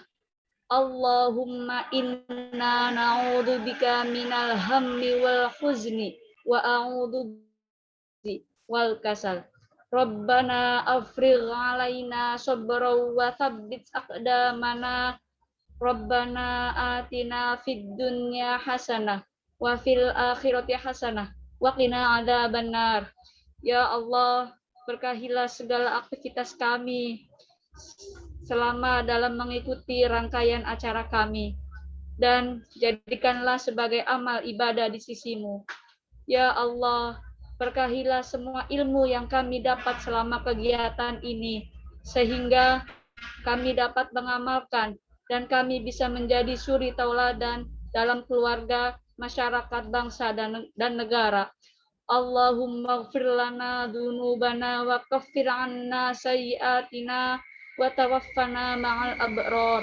Subhana rabbika rabbil 'izzati 'amma yasifun wa salamun 'alal mursalin walhamdulillahi rabbil alamin. Assalamualaikum warahmatullahi wabarakatuh. Waalaikumsalam warahmatullahi wabarakatuh. Ya, terima kasih disampaikan kepada Ibu Sundusiah atas bacaan doanya. Semoga dikabulkan oleh Allah Subhanahu wa taala. Ayah dan bunda jangan lupa untuk mengisi kolom chat ya untuk kehadiran anak-anaknya, misalnya Mas Bima kelas 1C dan lainnya di kolom chattingnya ya.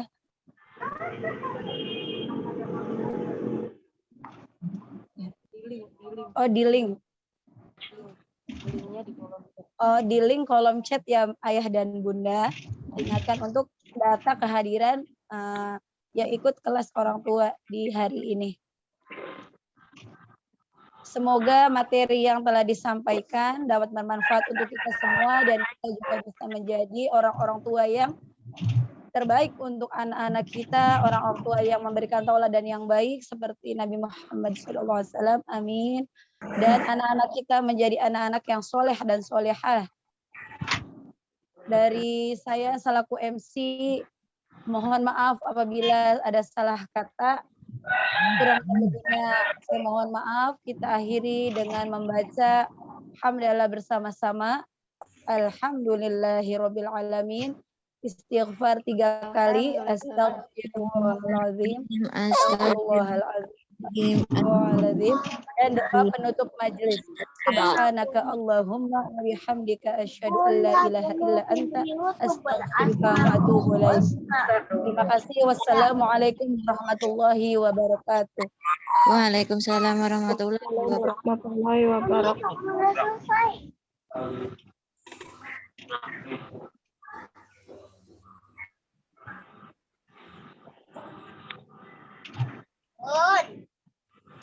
Ntar dulu, ini lagi ngisi absen kamu tuh.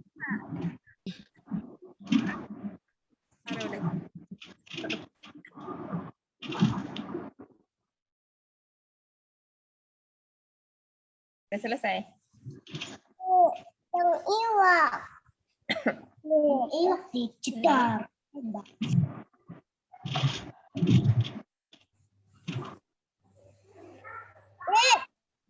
Non. Anak iwak.